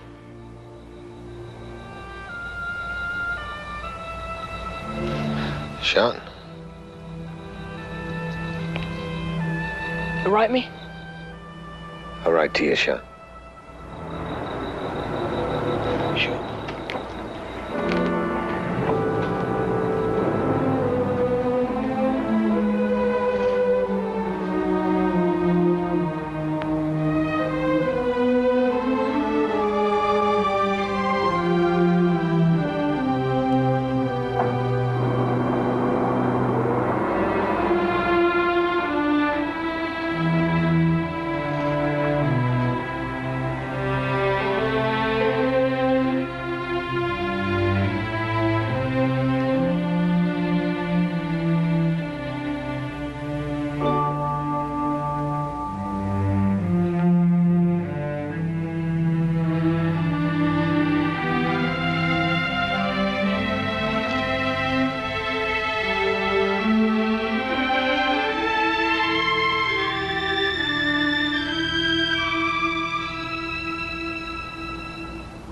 For Richard Kimball, there is still no end to his flight.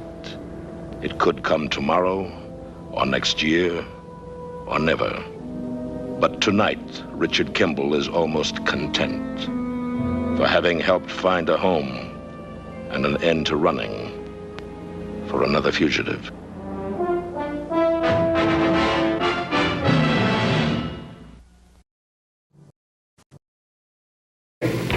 He stays there.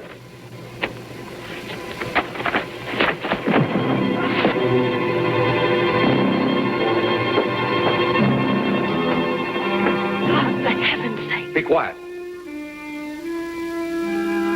Now, this man can have any reasonable comforts that don't endanger the rest of us. Hey, Dad, you're a real tiger. Stay away from him until the police arrive. Is that understood? Well, you certainly come on strong. Maybe you'd be more comfortable on the bus. No, I think it's kind of exciting out here.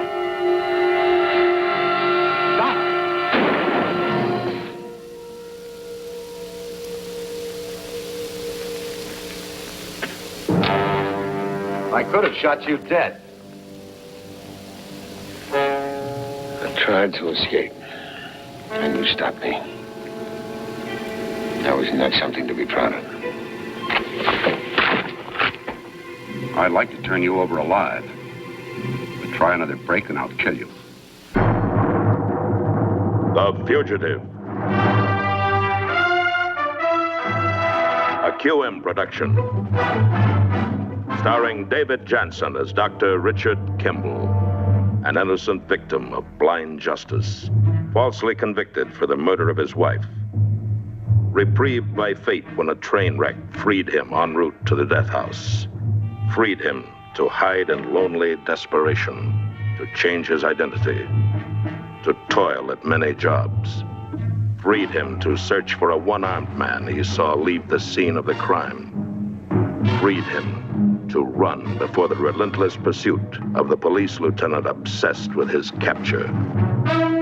The guest stars in tonight's story, Lee Bowman, Elizabeth Allen, Phyllis Thaxter. Tonight's episode, Detour on a Road Going Nowhere.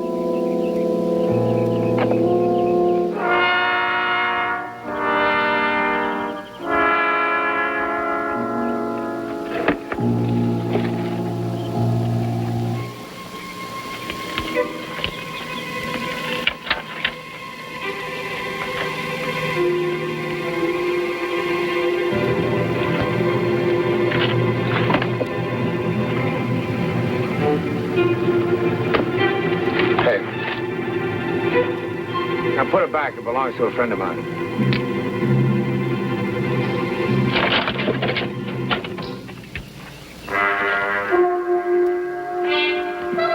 Get, Spank.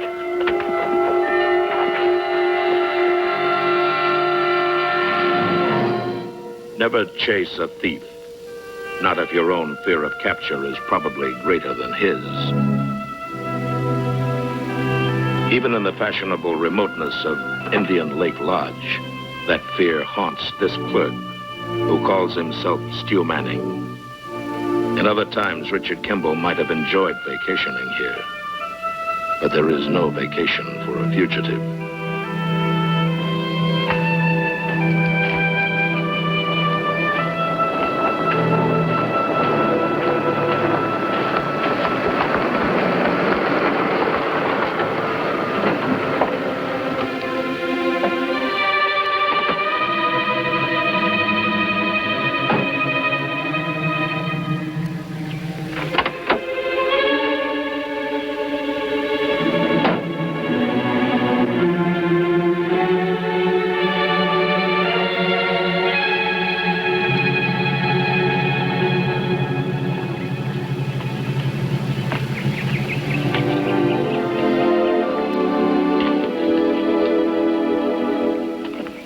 Who is it?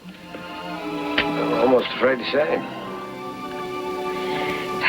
Get out of here, Stu. I already have a headache. Can I fix you a cup of coffee? After last night, no thanks. You'd probably poison it. I have no hard feelings about last night.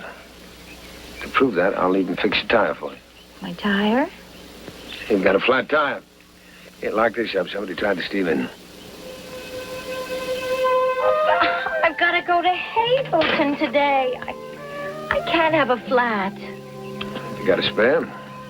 I don't have a spare anything. I'm sure you'll think of a way to get your friend in Hazleton to buy you one.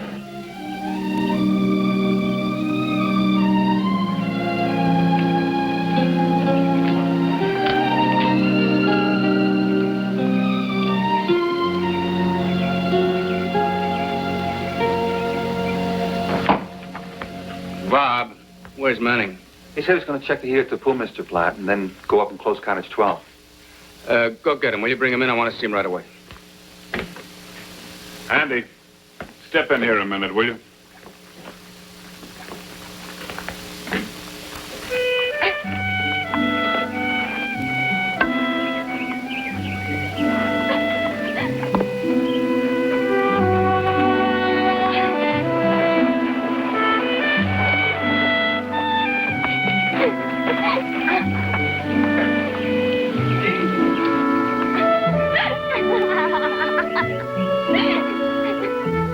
Hey, we won! We won! Yeah, I got the prize. Hey, I'm sorry we beat you so bad. You want a return match later? Oh, you've got a good forehand, but we ought to do a little work on your overhand. No, don't. What do you mean, don't? I'm gonna go change for a swim. I'll see you later, doll.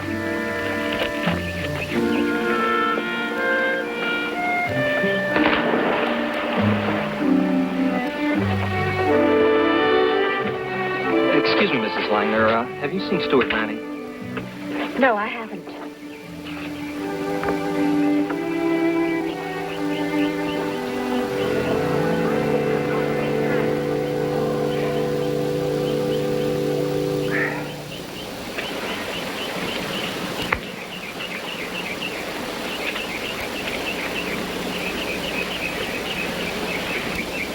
Are you all right, Mr. Langner? Yeah, my shoelace was loose. Yeah, I'm fine, thanks.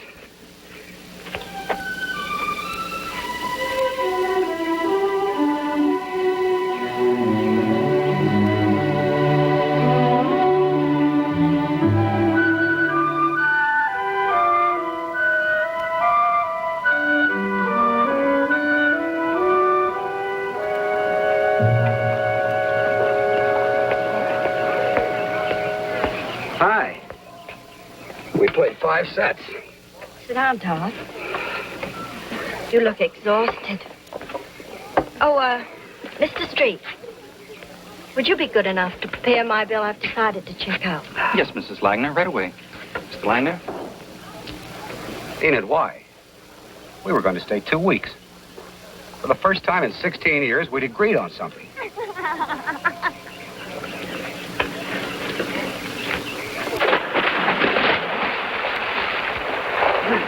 Are you, going to swim with your playmates, or do you want to have some lunch? I've lost my appetite. Poor dear, you tire so easily. I was going hunting tomorrow. Hunting or chasing, darling? What is it, Enid? Jealousy? Can't you ever say what you mean without the innuendos? All right, Todd. You've reached middle age. That's not a disease, it's a fact of nature. And I can't stay here and watch you trying to prove you're still a rollicking youth. It's too embarrassing for both of us. So I'm leaving. Oh, but you stay if you want to, please. I might take you up on that. It's your vacation, really. Only, darling, eat something. Something with lots of protein.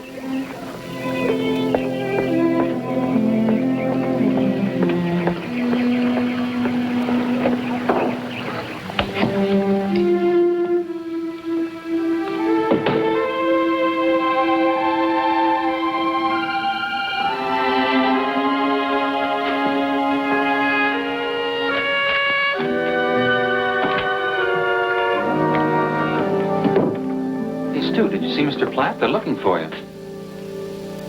Who's looking for me? Hey, Manning. Would you step inside, please?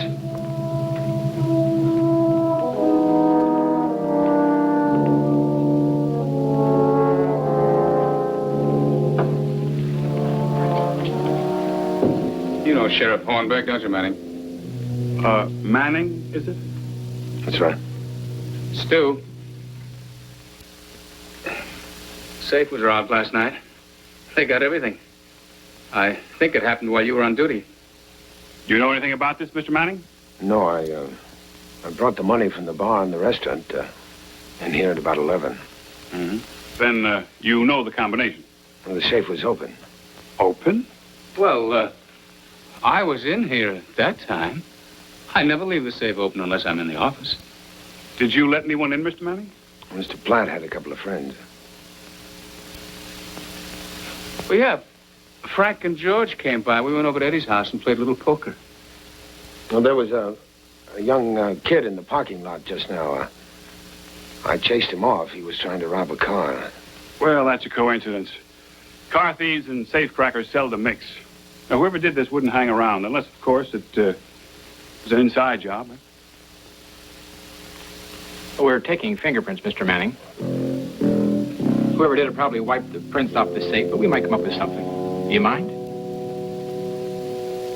No.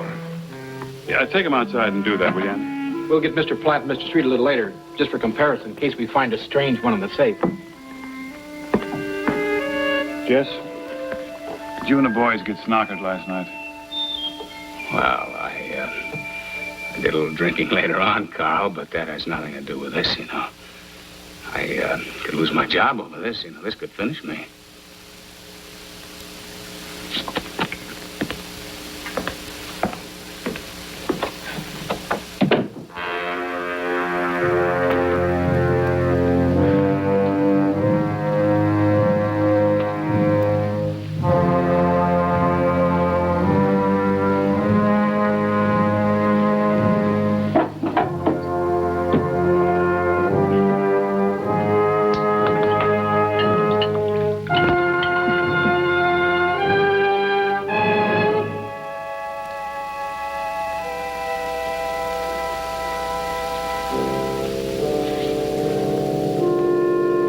Mr. Street?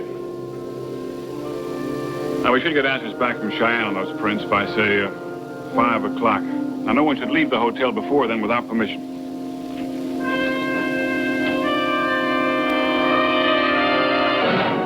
Mr. Street, when you're finished here, I'd like to get the names of anybody who's checked out since noon yesterday. Andy, I'll take over. Get the equipment out of the car. We'll dust the safe. Put your finger right down here. That's fine. Clean it off. You can use this here. Hello, this is Stu Manning at the lodge. Would you send the bus, please? It's one of our guests who would like to leave. A landslide. How soon can you?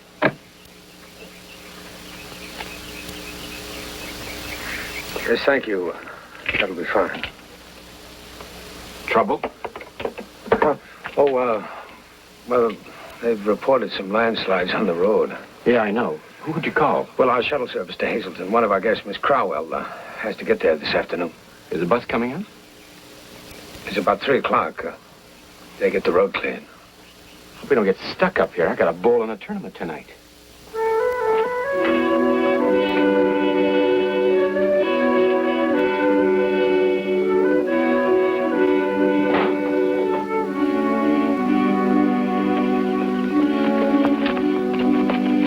Bye, doll. See you sometime.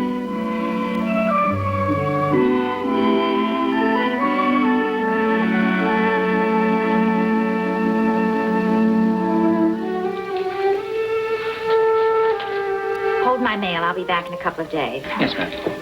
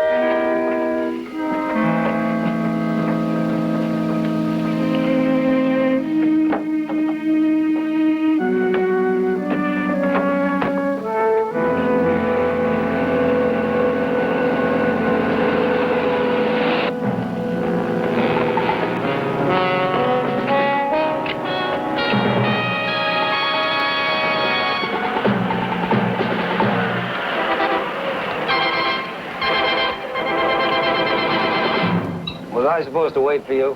I know something came up. Thanks for stopping. Find yourself a seat in the back.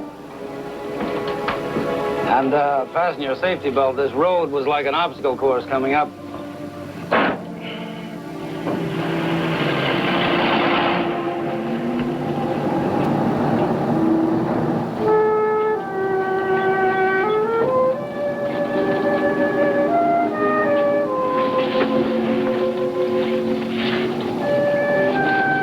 Well, you don't always miss the bus, do you, Galahad?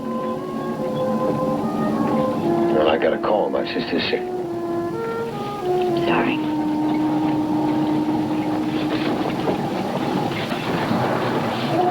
Hey, why did that cop search my bag when I left the hotel? Did they go through your things? The lodge was robbed last night. No kidding. They don't know who? It's anybody's guess. All kinds of people coming and going up here. Do you need an alibi, Galahad? No, thanks. I can just hear you telling them where you were between, say, 6 and 10. Huh? Luann, I don't want to spoil anything for you. You got my opinion because you insisted on it. Oh, I'd like to just forget about it, all right?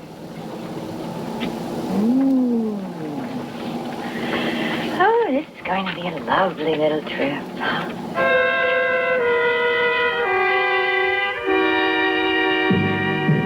He said he'd be in his room, that's all. In his room, that's all. Well, he was on the bus. I was there when... Sheriff? Andy. Say, something interesting happened here. You know Stu Manning, the clerk? Yeah. Well, Sheriff, he's disappeared.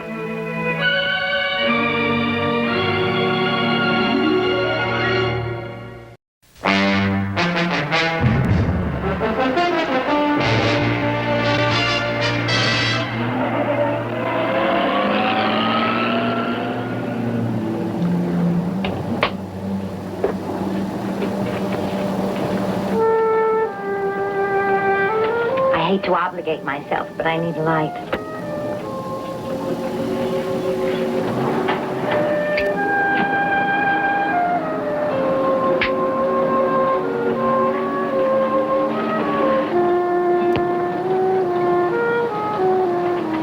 Watch this.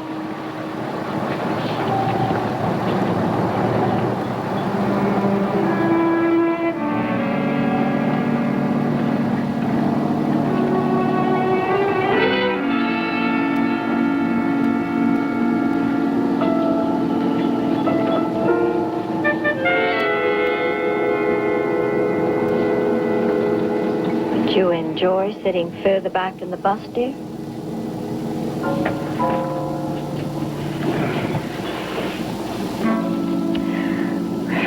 The older they are, the younger they wish.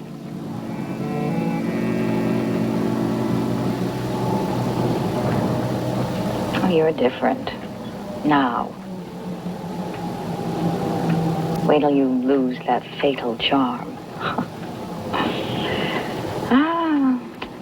I can see you, married to some tedious matron, peeking behind her back at the legs that got away. Well, what are you looking forward to, Luann?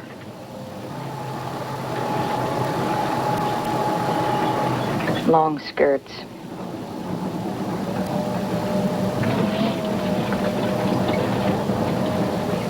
Would you like to spend a few days with Tom and Ethel at Carmel? Oh, why ask what I'd like to do? Are you pouting? No, this is getting to be par for the course. I told you you were welcome to stay at Indian Lake, and I meant it. Thanks, Enid. I was waiting for that. This time I think I'll take you up on it. I'm putting you on the train at Hazleton, and I'm going back. All right, dear. After all, it is your vacation. Yes, you said that before.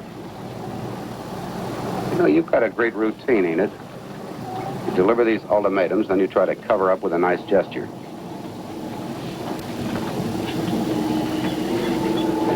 I think I'll go in the back and have a smoke. Excuse me.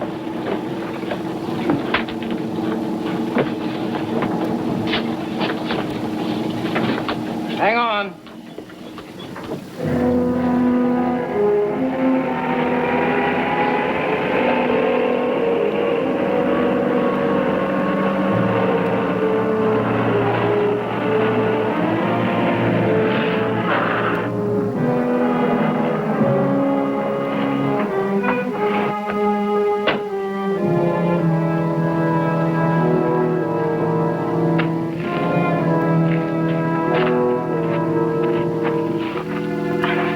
Well, what do you figure it is?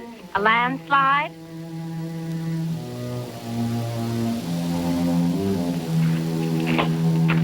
Wasn't here when I came up. Well, what do we do now? I don't know. Looks like somebody's already gone to make a report. Well, now, look, I've got to get to Hazelton. Get back in the bus and let me get us out of here. Hey, Jim.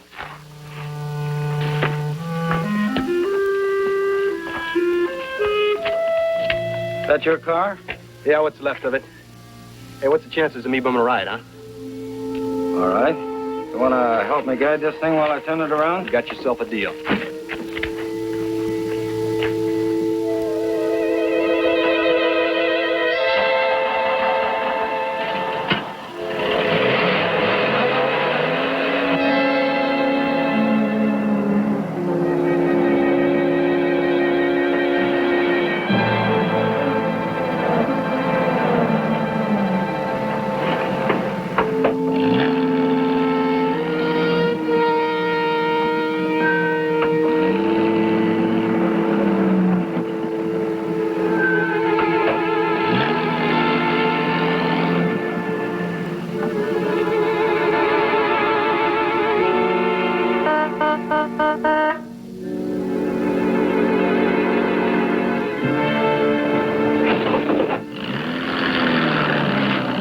How's your golf game, Fink?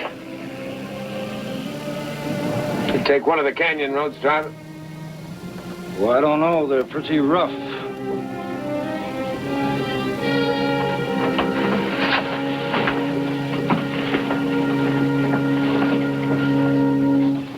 You called the cops, didn't you? No. Well, isn't that strange? The hills are full of them. Somebody robbed the hotel safe. All right, that wasn't me, but this is.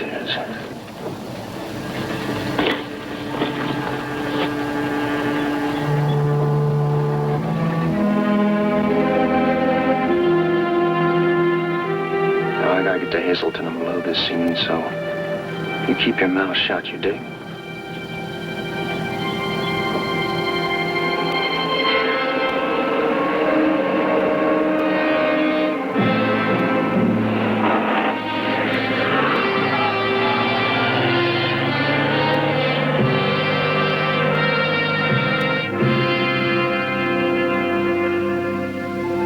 Yes, Sheriff. Yes, I will.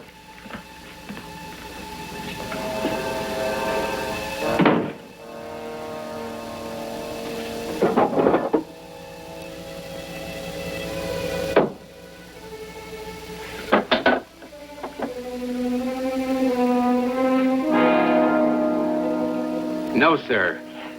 No. Well, how was I to know, or you either, for that matter? Well, I don't know. We've searched all over here. Well, it depends if he's on foot or how he's moving. Yes, sir. Yes, all right, I'll tell him. Wait a minute, don't... He run off. I should have talked to him. I found the money. You what? Gee, I remember now. Although I don't exactly. You see, Frank and George came by here to pick me up, and I guess we had a few drinks here before we went over to Eddie's house. It was in the desk. I've never put it in there before. You sure it's all there? Well, I'll count it, sure. Isn't that funny? I mean, here I was thinking Stu Manning, you know. That's a hot one. Manning. What? Sheriff Hornbeck got an answer from those prints we sent to Cheyenne. Seems your Mr. Stuart Manning is somebody else entirely.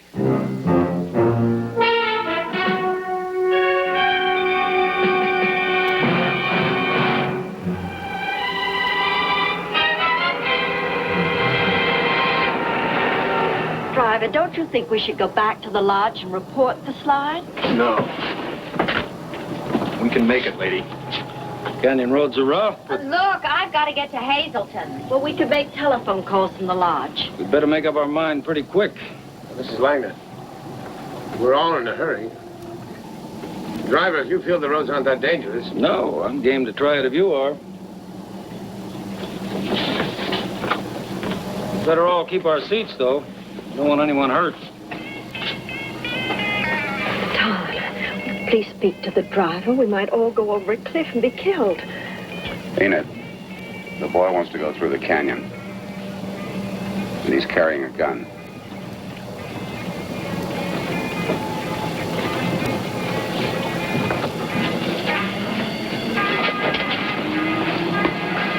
You know what you are, Mom? You're the prettiest girl on the bus. But you've been outvoted this time.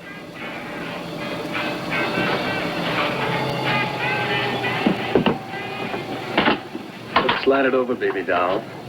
You I'll sit beside. Beat it, punk. You see what I mean?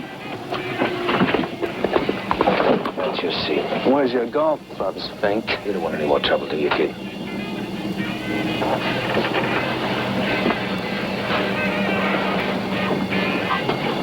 Oh, what a wise guy you are. Well, I have met all types. I can now safely say it. All types. Punks like him I can handle 10 days a week, but you are something else. What are you, a compulsive rover boy? Or maybe I was saving him from you. Oh. He's safe. Unless, of course, you think he'd be willing to pay my hotel bill.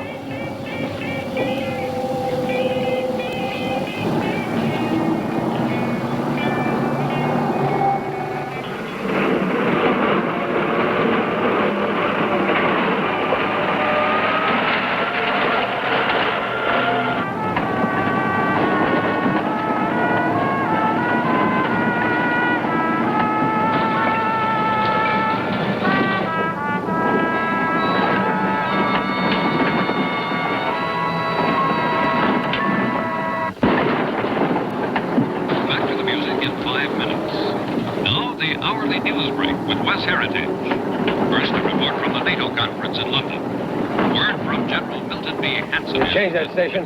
Get some music or something. And to the United States, whose security is dependent upon the system of Western alliances. If control of the seas is added to the vast Soviet land powers, says the general, the problem of deterrence becomes even with our great military capability. In the national news, Senator Kennedy announced today in Cheyenne that he is petitioning the Senate Appropriations Committee for 2% greater share. Well, we just busted the axle on that rock. Can it be fixed? No, lady, not here. Well, can we get help? Well, there's a ranger station in this canyon somewhere. An emergency telephone's up along the road. Well, I'll go down the canyon. You hike up the road. We find a phone. We'll call for help. You stay with the moon. Who worked at Indian Lake Lodge under the name of Stuart Manning is, in truth, convicted wife slayer Richard Kimball, former Indiana doctor. Kimball disappeared from the lodge sometime this afternoon during investigation of a robbery which was later solved. Fingerprints of possible suspects were taken, and his among them. Kimball is thought to be somewhere between Indian Lake and Hazelton. Police have blocked the canyon roads and are conducting a thorough search. His capture is expected soon.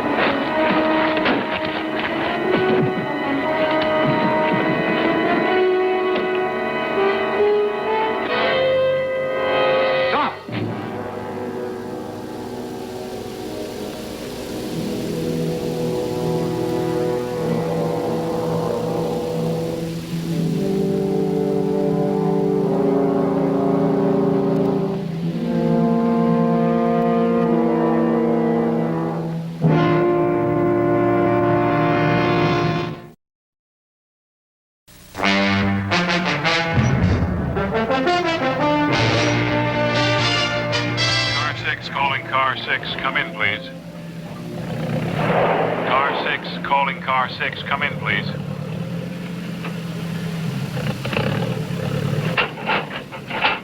Andy here. Well, they started work on the slide now. No sign of Kimball. Guess I'll take a ride down some canyon roads, okay? Over. Roger, Andy. Over and listening out.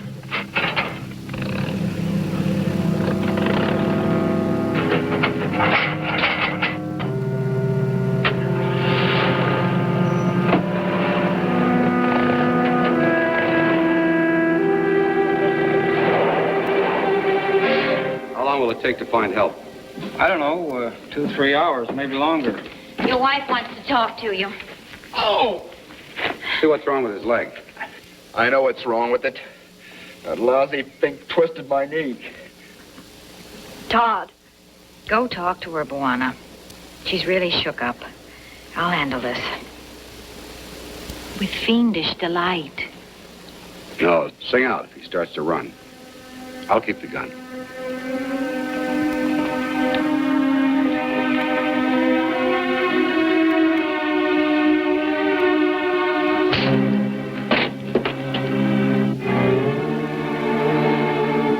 You'll never know how much I've wanted to hurt you.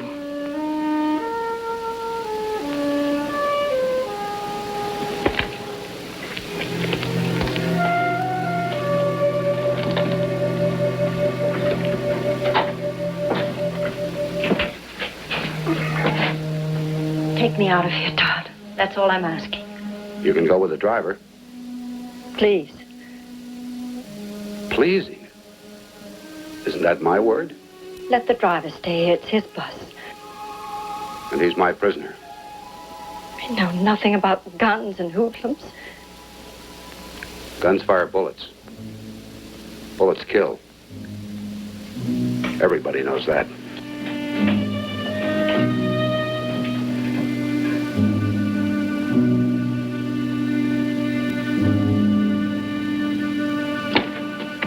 He can't walk. Fool it.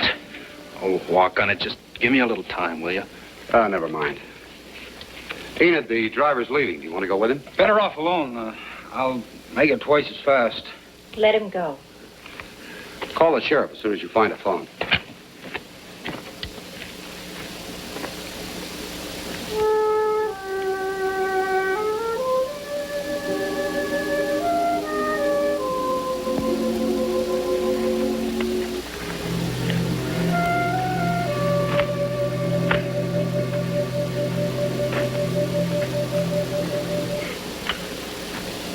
Man, you never know. I mean, you don't look the type, you know? I hate to disappoint you, but I didn't kill anyone. Sure. Radio told a little white lie, that's all. Let's forget it. Hey, when did this happen? I mean, when'd you do it? And what difference does it make? Hey, man, I'm on your side. I mean, you're on the run, right? Yeah, I bet you've been giving the heat a real cute time, huh? I've stayed alive.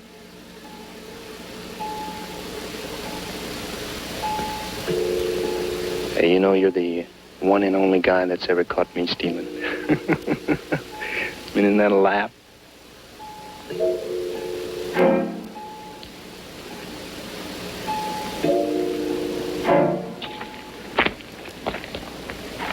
My boy, he's an unpredictable man. I don't want anyone to get hurt, so stay away from him. Yeah, you caught yourself a real big one, Dad. Dead or alive, he's a real monster.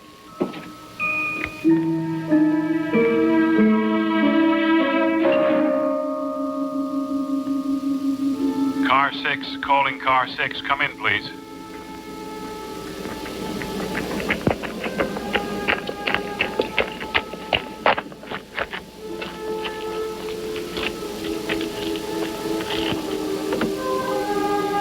Andy here. Car 6 to headquarters. Andy, that shuttle bus in the lodge has never come back. They just reported it missing. You sure Kimball wasn't on it? Over. Yes, Sheriff, I'm sure. And I've checked all but 3 roads. I just don't see any bus. Keep looking, Andy, and keep a close check with me. Roger.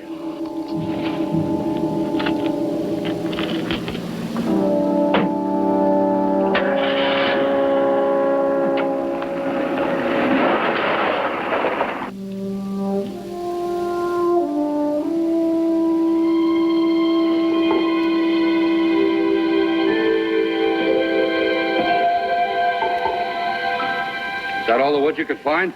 I could have got more, Dad, if my knee wasn't all loused up.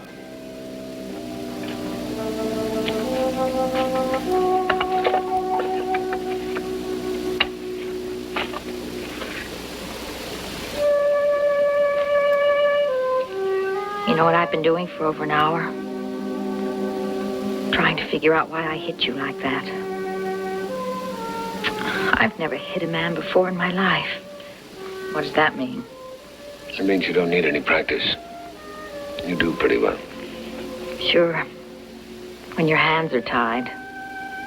Well, am I supposed to believe that you'd be afraid of me if they weren't tied? Well, why don't you try believing I'm sorry?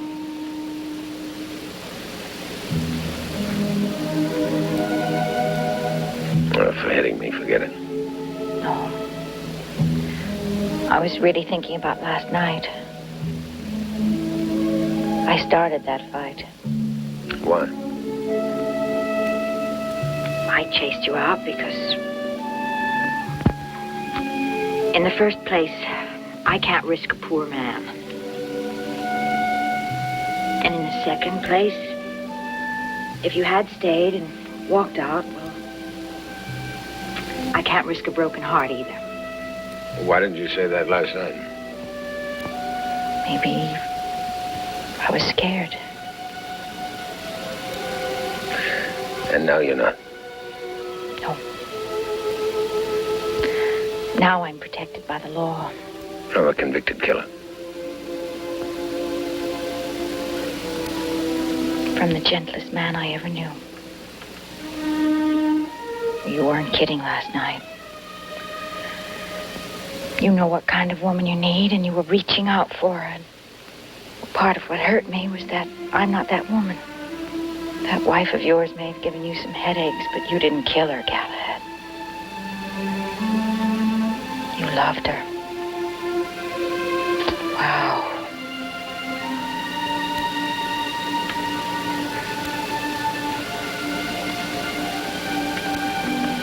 Miss Crowell? It's warmer over here. He stays there. Leave him. He stays there.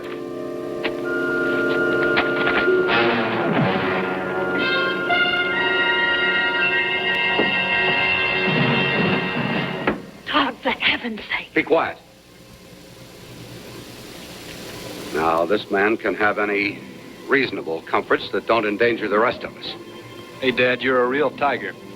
Stay away from him until the police arrive. Is that understood? You're not a bully. Stop behaving like one just because you have a gun in your hand. Shut up, Enid. And please respect me in this, like the others are doing. Give me the pistol and then ask for my respect. This man is a convicted murderer. Isn't that enough? You're gloating like an evil little boy. I don't want your approval. Just don't interfere.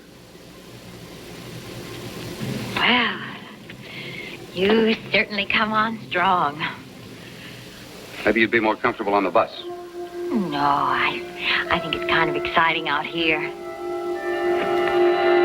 Stop!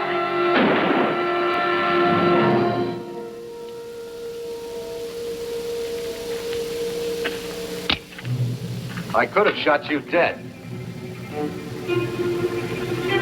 I tried to escape, and you stopped me. Now, isn't that something to be proud of? I'd like to turn you over alive. But try another break and I'll kill you.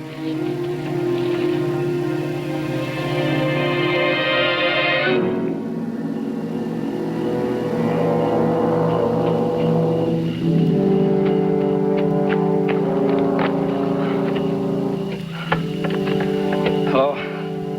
Hello, hello? Yeah. Oh, hello, hello. Well, this is the driver of the shuttle bus from Hazelden that went to Indian Lake. I want to report an emergency.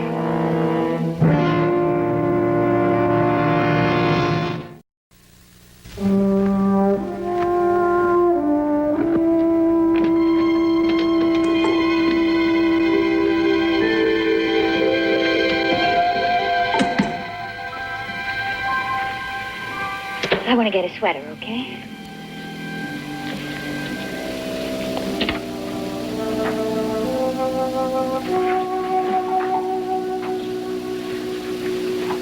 You sure quit fast when that gun went off. The when I have to stay alive, there's someone I have to find. Untie me. I can't. He's watching. Maybe I can get him to give me the gun. No, forget it. I don't want him to hurt you. Why did you have to be a nice guy? Miss Crowell? In a second. There must be some way. Yeah, try to get that kid to come in here. I think I know enough about him to make some kind of a deal. Luann? Be careful of Langdon. Galahad, any chance I take is for the only good reason I ever had.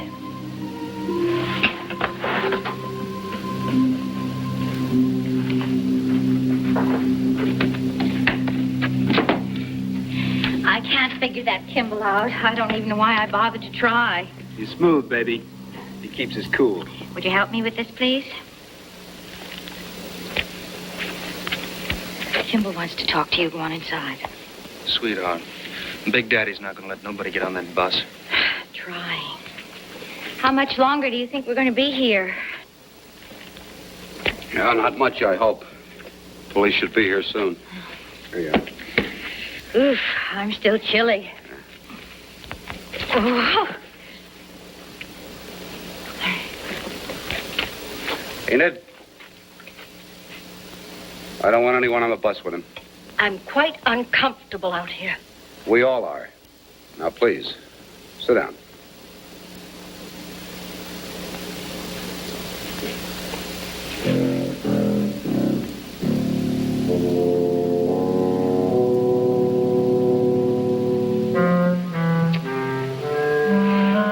I don't know. It's not really fun. It's not as bad as it might be.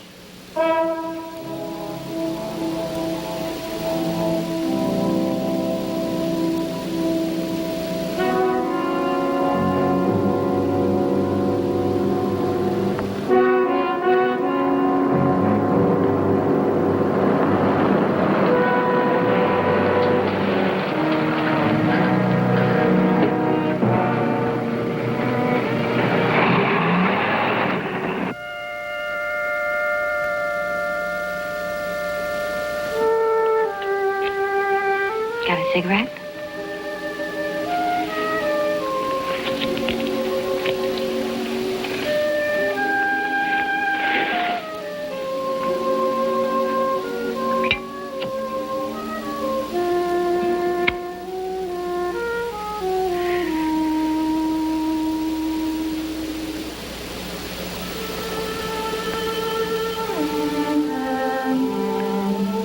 Mrs. Langdon, why don't you put a stop to that? Anything I do will make it worse.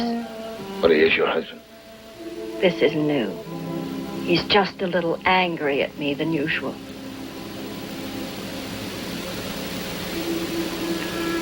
And she's in love with you.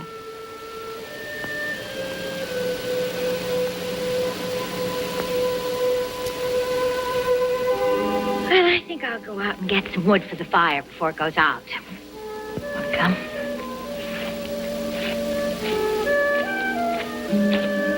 I won't go far.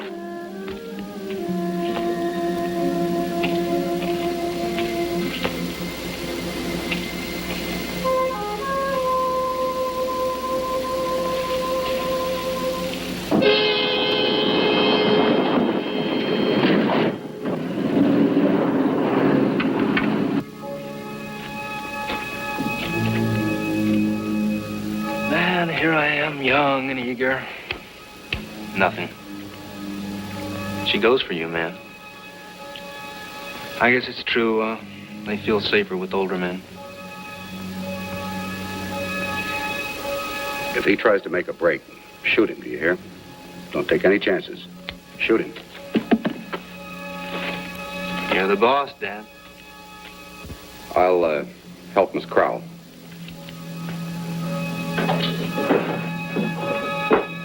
Untie me and I'll bring them back. Isn't that what you planned? I didn't plan for this to happen. I asked you to stop them and you wouldn't. Hi, Kimosabe. Target message. My husband pretends to be a hero. I know your girl's out there laughing at him now and laughing at me. All right, Mom. No, I think I have a laugh or two coming myself. Because when she gets back, she's going to find out her little scheme didn't work. Come on. Man, I never counted on that chick. I go, man.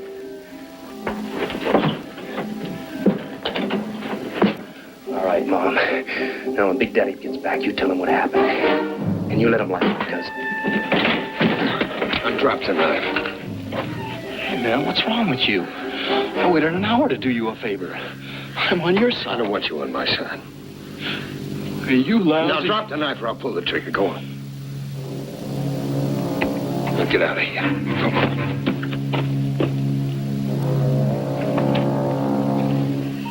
Here, if he comes back, use it. Go on.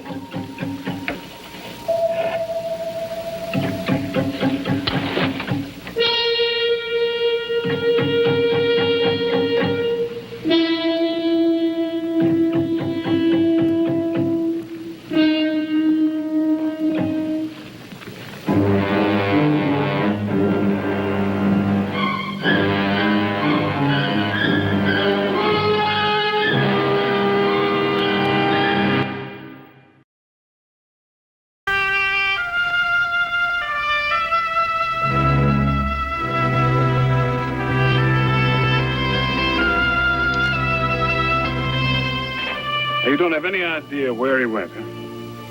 He ran that way, that's all I know. All right. Now, there's 2 more cars coming. I'll radio 1, have them pick up your passengers. Come on, Andy. He'll stay clear of the roads. Darkness will hold them up. I'll have every officer in the area out with a flashlight inside of 20 minutes.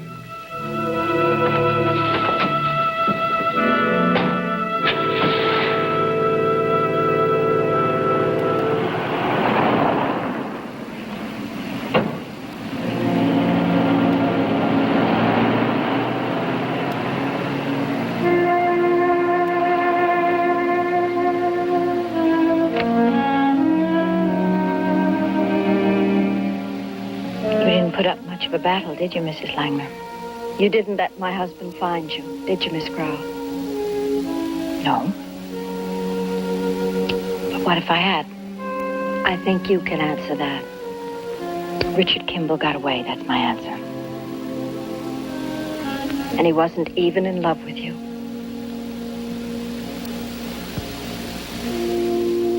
Enid. The driver says the police are coming back to pick us up. We better get our stuff together and be ready.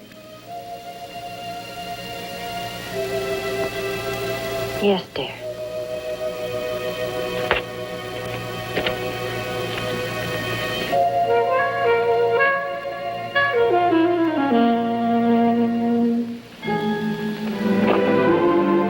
The difference between good and bad, between love and hate, is often elusive. The difference between life and death, for Richard Kimball, is always simply his freedom to remain a fugitive.